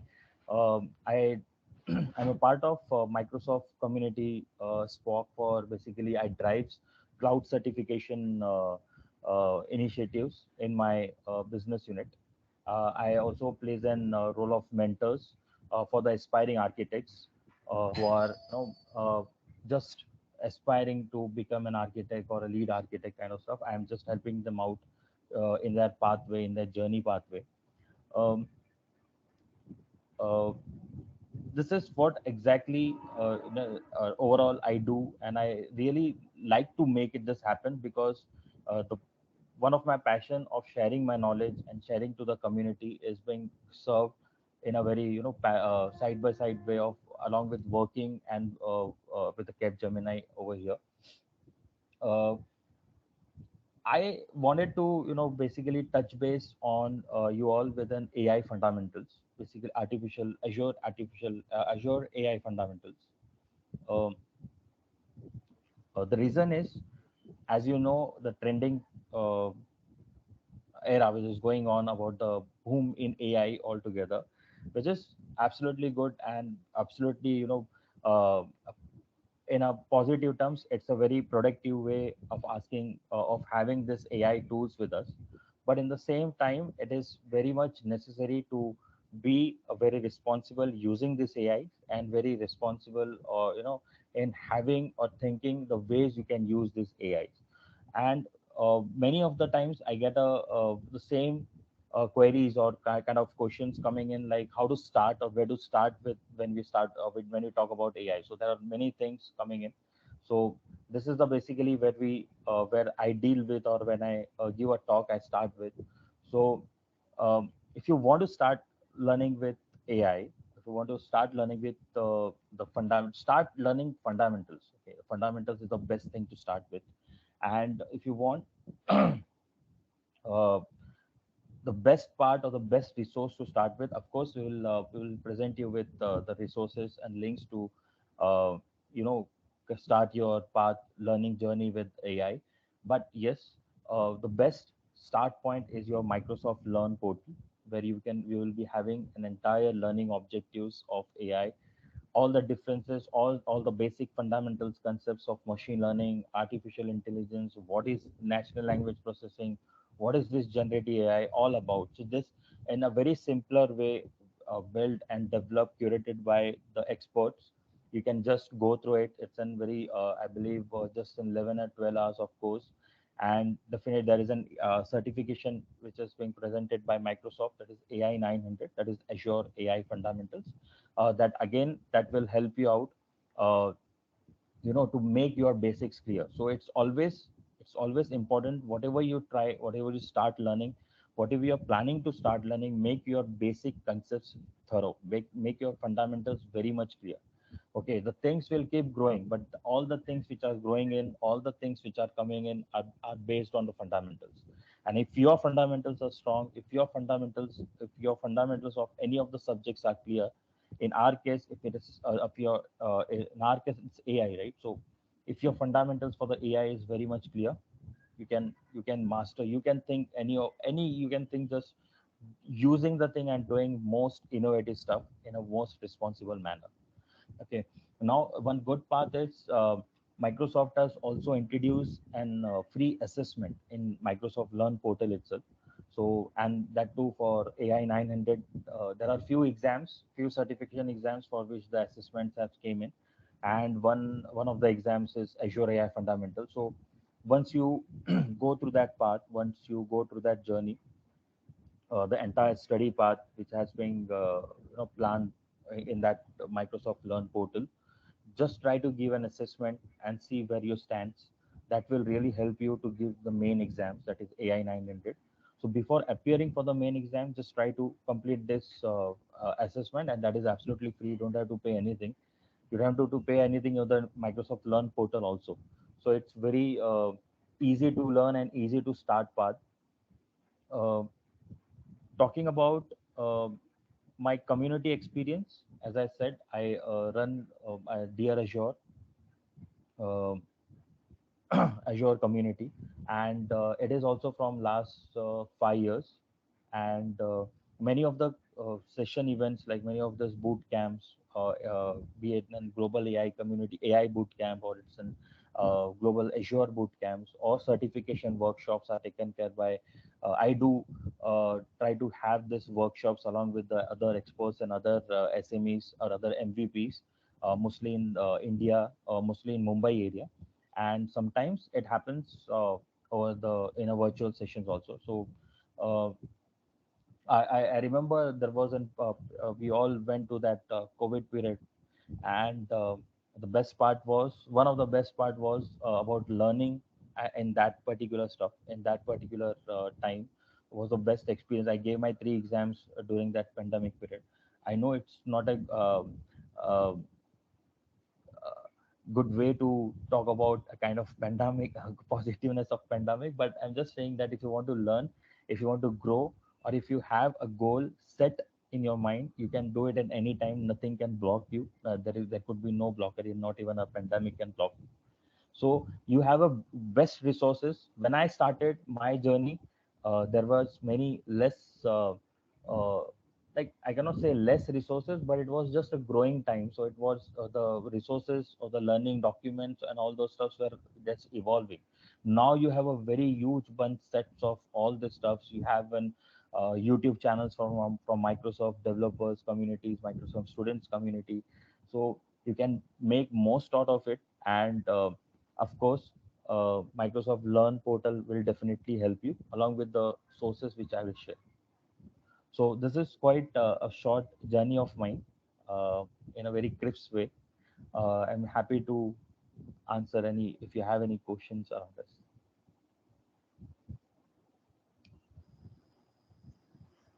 Thank you, Kasam. That was an interesting session to understand about the bot, Azure AI, and how the future is kind of working. Now, sometimes I kind of think about it like, why should one really invest in Microsoft Azure AI? Now, if I'm a student who's like kind of budding into this IT world and coming, so what is your take on it? Why should someone really invest in it and do what is that he can create smarter? Just wanted to know your thoughts on it.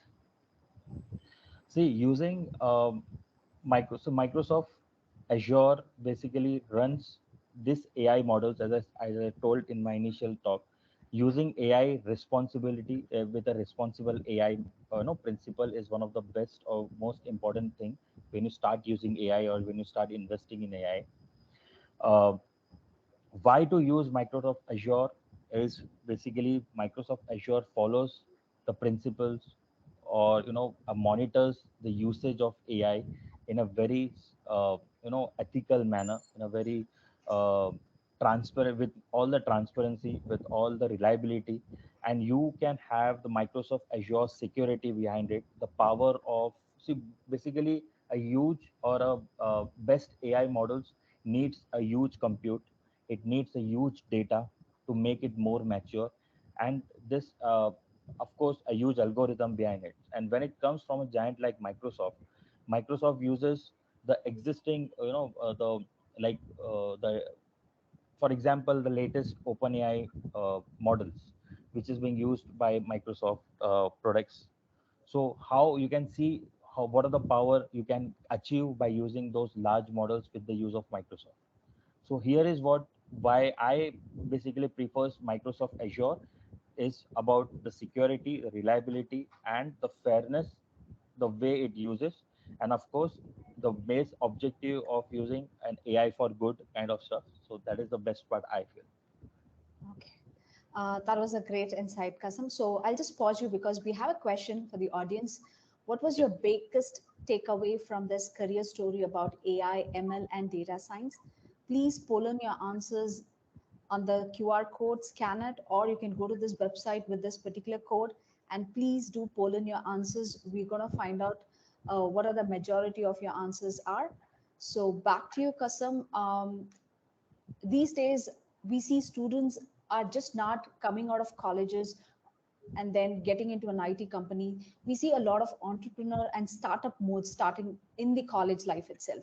So what do you think, how would they would be benefited in this Microsoft Azure AI part? What's the beneficial from the startup point of view? Okay, so when we talk about the startups, so there are many initiatives even Microsoft has given for the startups and for the young entrepreneurs. And as I said again, we have the ready-to-use models. We have they don't have to invest on the costing behind or the datas and the computes which needs these models to get up more mature in utilizing it. Rather they can focus on the problem area, the startup. When they are trying to build a startup with a problem area, they can try to focus it on it.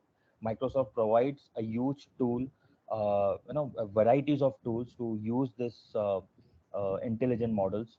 It also provides many of the subscriptions kind of uh, fair subscriptions for the startup. It has many. I have seen.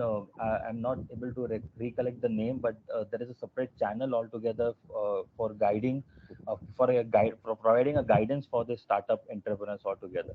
So, um, as an as a youth, or if you want to start up, or if you want to go, or if you want to start something and you have something in your mind that you need to create this innovative stuff, or you need to address this problem statement, you don't have to worry about the things that to have from its scratch. The Microsoft Azure or Microsoft Azure AI models will give you all the things ready. It is just you need to utilize it and you to create the things. Definitely, Kasam. Totally to the point. Um, I have a very quick questions because I have a lot of questions pouring related to Azure AI 900 in the chat. So would you like to give a little more insight on that so that students are pretty clear about it? So they're asking, is it fundamental, or will it land me a job, or is it an advanced? So could you highlight more or give more details on that? Sure. So Azure AI Fundamentals, as I said, it's a very right source or right point to start your learning journey with artificial intelligence. So if you're planning to, make your career in artificial intelligence, you need to be very much clear with your fundamentals. And that is what AI 900 will focus on. It will make you understand what is the difference between artificial intelligence and machine learning. I've seen many people, when they talk about AI, it is more likely that they mix up the things of AI, ML, NLP, and all. They think that it all sits in the same stack, right? But it is not the case. Like AI is an bigger umbrella. ML is a subset of it, whereas NLP again is another subset of ML. So, what is the thin line difference between these jargons? What is the exact fundamentals, or what exactly a machine learning does? What exactly artificial intelligence is all about? What is NLP? What is generative AI?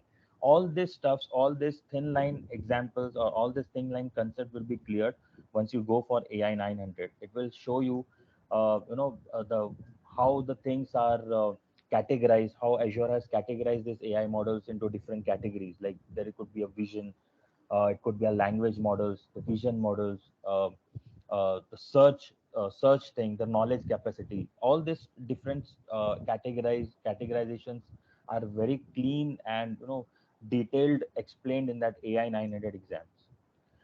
And yes, like I cannot say that it will land you directly into an AI engineer job. So it has a different stage of exam certification. So AI 900 is a very fundamental exam where you will clear your basic concepts.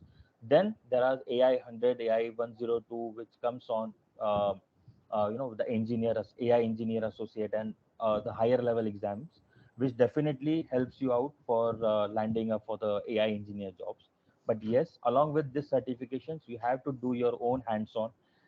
Microsoft Azure gives you free subscriptions for the students, for the eligible students and universities, wherein you can utilize some of the powerful AI services. Once you go through this AI 900, you can have those practical, diving in on your own.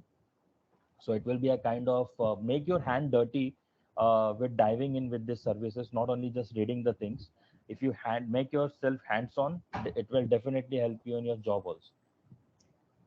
Thank you, Kasam. That was a good point, and definitely I'm gonna let the audience know that you have kind of authored 4 books on Azure AI and bot framework. I'm sure it'll be definitely a good read, and also be a part of his community where he started called Dear Azure, and he's a YouTuber as well. So please do check out his link, be a part of it if you're interested to be a part of Azure AI career. And thank you, Kasam, so much. It was an awesome session. Yeah, we're going to bring the answers to the poll question, which was, what was your biggest takeaway from this career story about AI, ML, and data science?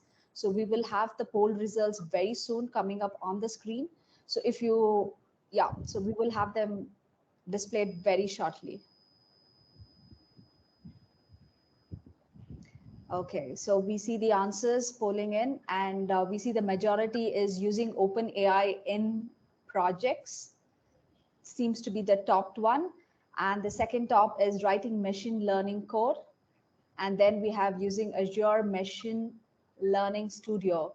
Looks like there's going to be a tie between the using OpenAI and the machine learning code. So you want to say your thoughts on it, Kasam? No, definitely. Like OpenAI models have really changed the course, and the way the people are using it, the thinking of using it, has definitely make it the service of the moment right now. And along using that OpenAI service models with Microsoft can create really great use cases. I myself, we are using it right now. We are trying to implement and having talks with the clients, and even the clients around are very much interested in knowing how we can utilize this large model. So I can very well this how the bars are going on is really justifiable. Indeed, I see that. So I still see people polling in, and looks like OpenAI in projects seems to be topping up. But yeah, thank you so much, Kasam. That was great insight on the Azure AI and how to be part of the community, and also be a part of the fundamental certification. Thank you so much. Yeah. Thank you for having me. Thank you everyone for joining, and best of luck. Okay, on to you, Kashish. Okay, so let's see some of the latest tech in action. Let's play a reel. The world of artificial intelligence, machine learning, and data science is growing quickly, and Microsoft is empowering each and every person to be involved. No man left behind, right? For example, using Azure Cognitive Services, you have access to different AI capabilities, such as image recognition, text translation, speech to text, and all this without writing a single line of code. In comes Azure OpenAI service, which makes it more interesting through the power of generative AI, where you can now address deeper challenges such as language barriers. Let me show you a virtual assistant chatbot built with Azure OpenAI services and Azure Speech Services. The bot understands various languages and replies to prompts. For example, what is the weather in Nairobi? Now, once you click the AI, it will give us a response and also say it out loud. The current weather in Nairobi is partly cloudy with a temperature of 24 degrees Celsius, 75 degrees Fahrenheit. The greatest thing about this demo is you can actually say out loud what you want, and it will reply back to you. So let's test it in a different language. Hali ya hewa jijini Nairobi EVP wakati huu. And then it will, once I click on the AI, it will give me a response. Hali ya hewa jijini Nairobi sasa ni nyepesi na kiwango cha hewa ni 24 nyuzi Celsiasi 75. How exciting was that? This project was built by Sayas Wong, an educator from Hong Kong, to help understand and answer all students' questions regardless of their local languages. What challenges are there in your communities that you can tackle with AI? To learn more about the different AI capabilities, join us for our live reactor sessions and the Cloud Skills Challenge.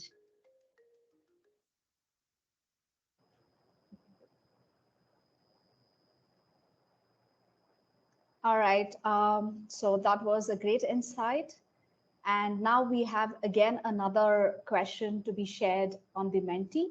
So I would request all the audience to poll in the answers saying how do you feel and what you've learned today about your career and tech in each of these areas. That's a tough competition right there. Yeah. So today's session, just to give you kind of an overview, we had no code, low code, we had app dev and dev tools by Tulika, and no code and low code by Priyesh, and then Azure AI, machine learning and data science by Kasam.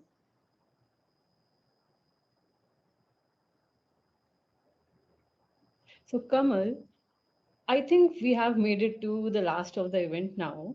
So as you are working in the industry, right, you have experience. So what are the key takeaways that you are taking from this summit right now? Definitely, there are a lot of things.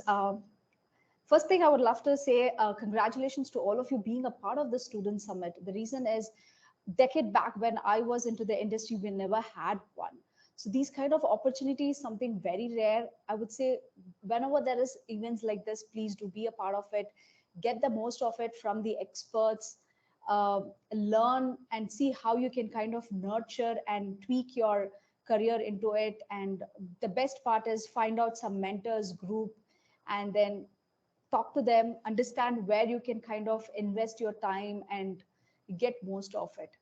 Now, my takeaway from this would be to understand what are the things booming and what is the current trend that is happening. Because what happens is being or working in a particular process, we are so confined to that particular technology and we keep working day in and day out only related to that technology. But when I come out of it, I get to know so many things about the low code, no code, which Priyesh was talking about, where that would be the future, where we used to spend so much of time and we should also think about projects or innovative solutions aligning to these kind of trending topics. So I have to see how can I come up with solutions that can implement this low code, no code in my day-to-day life, or taking Tulika's experience like the product engineer, where she kind of shared how her day-to-day activities, what are the hurdles she faced and what were the challenges she's kind of gone through. So someone's experience is a learning curve for me. So that is what I look as a student or a developer or even an experienced pro developer, what I could take out of these sessions and see how I can kind of implement it. So these are my takeaways when I kind of be a part of the summit. All right. So as a student, I felt that this was very much needed for a beginner, right? So as students, we don't have a roadmap or a pre-described pathway that we can follow. So I think from the summit, I was able to understand like what exactly a role that, like if it's AI, if it's no code or low code, or it's a journey of a product manager. So I was able to understand what exactly the field looks like, what a domain looks like, and it helps me get a clearer picture of that domain. So as a Indeed. student, I think that it was pretty helpful. Indeed, because I think students have this preconceived notion that, okay, I'm going to remain a student, I'm going to be a developer, and then what next? No, your role is going to keep changing. You might be a developer for the first few years, and then you might get into a team lead, and then you might completely change or shift your domain or completely different, where you might be a business developer or you could be a product engineer or you could be a developer advocate also. So your roles are never going to remain same. So it's always good to have perceptions or ideas as to how different role functions and what are the challenges or what are things that we could do different to come up with some exciting, innovative solutions. That is so true. Indeed, yes. So also, I think we have the answers. I mean, we still have time to poll in your answers describing your student summit experience in one word. So scan the QR code or get onto the website with the code. We would love to hear your feedback, your ideas, your experience, your suggestions, so that summit is all about students and connecting people and talking about the latest tech, right? And how you can kind of benefit. So definitely looking forward to these kind of poll answers.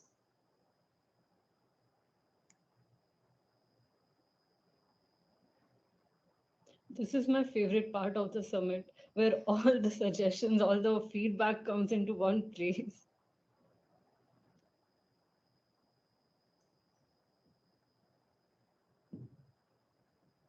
Yeah. So if you had to describe in one word, what would that be, Kashish? I know it's very challenging because when we pose these kind of questions to students, Right. so yeah, one word. One word, I think it would be, for me, it was helpful and informative. Just informative, I'd say. Informative. Yeah, definitely.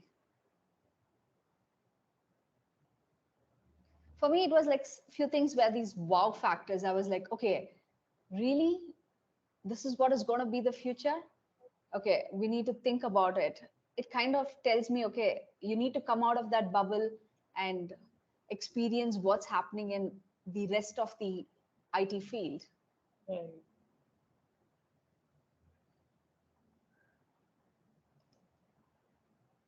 I think we have some in the chats saying knowledge is informative.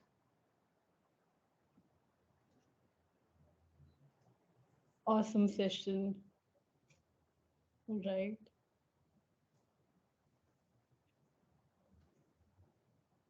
I think it's Ronak taking says some time. Oh, cool. I think it's taking some time to I get think the people poll can results. drop Let's their see. words in the comment section as well. Yeah. Someone is saying, I think Aisha or Ayasha is saying bombarding.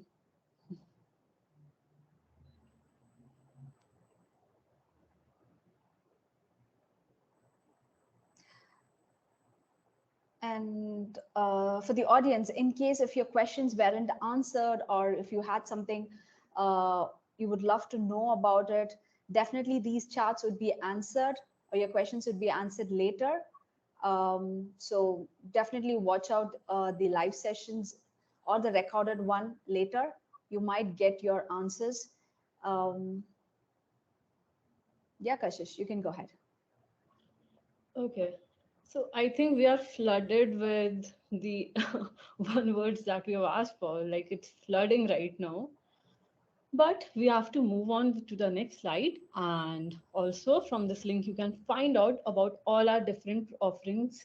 Like this is the link that you can paste in your browser. And from this link, you can know about any Microsoft Learn where you can compete in our Cloud Skill Challenges, Azure for Students. Any knowledge on Azure for Students is available. Microsoft Learn Student Ambassadors Program information is also available. And to get any certifications and so much more is available in this one URL. So you can paste this in your browsers and have a look. All right. So we have this question saying always, when will be the next student summit? So stay tuned for that. We will announce it and we'll have some exciting news sessions and a lot of good, awesome content coming up for you. And I think that's a wrap. Thank you so much, Kashish, for being a wonderful host for the day, and to the speakers being so awesome and sharing their experience.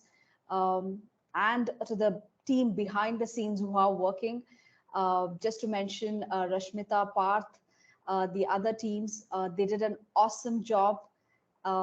Thank you so much. We still have some time. Do share your experience in one word in the chat. And yeah, Kashish, you have, go ahead. Okay, so actually, I was still going through the chat, and I've like seen some words like transformative, and I think people have phenomenal session. Even I see here like wow post session.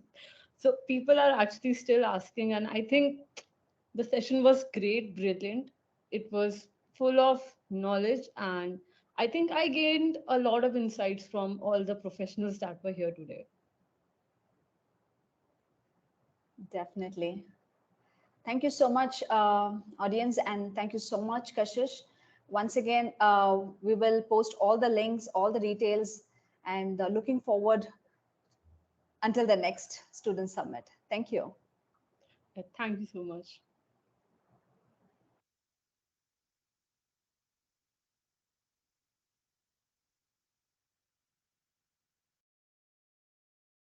So, yeah, guys, thanks everyone for joining in. And this is now the end of our session. So, I'll be leaving a feedback form in the chat box. Please feel free to fill that out and do let me know what your thoughts are about this session as well. So, yeah, thanks again. Um, I'll send the feedback form in a minute or so. Just wait till then.